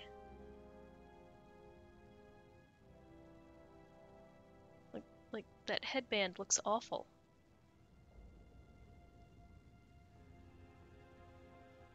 So, you know, I like it look better as a human at this point. I went blonde.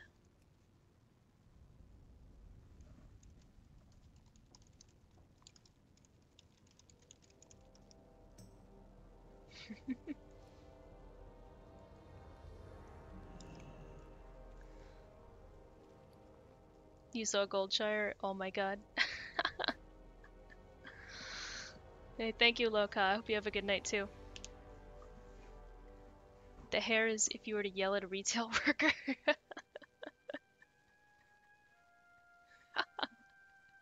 I like that a lot. He's got like 3 kids around. She pulls up in a minivan.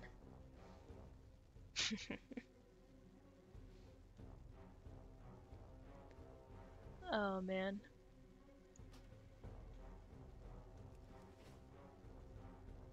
don't even know what I'm doing in game anymore, guys. Oh, my quests are done in 20 minutes and 37 minutes.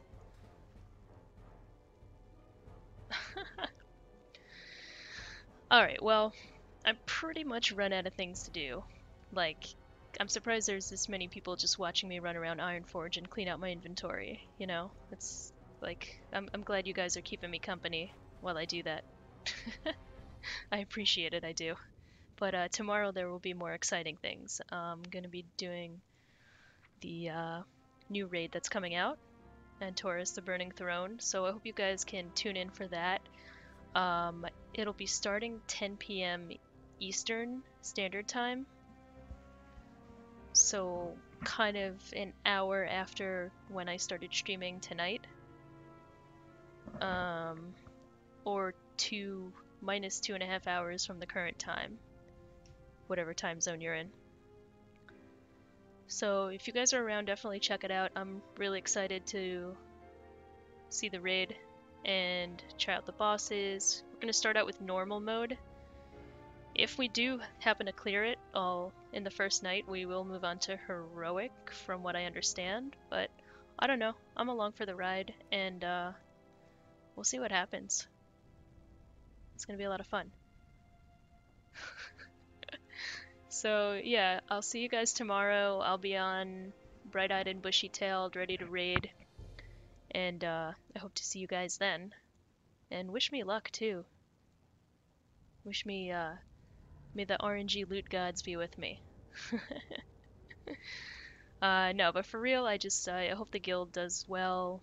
It seems like a really good group of people, so hope it's a good run. And, that's it.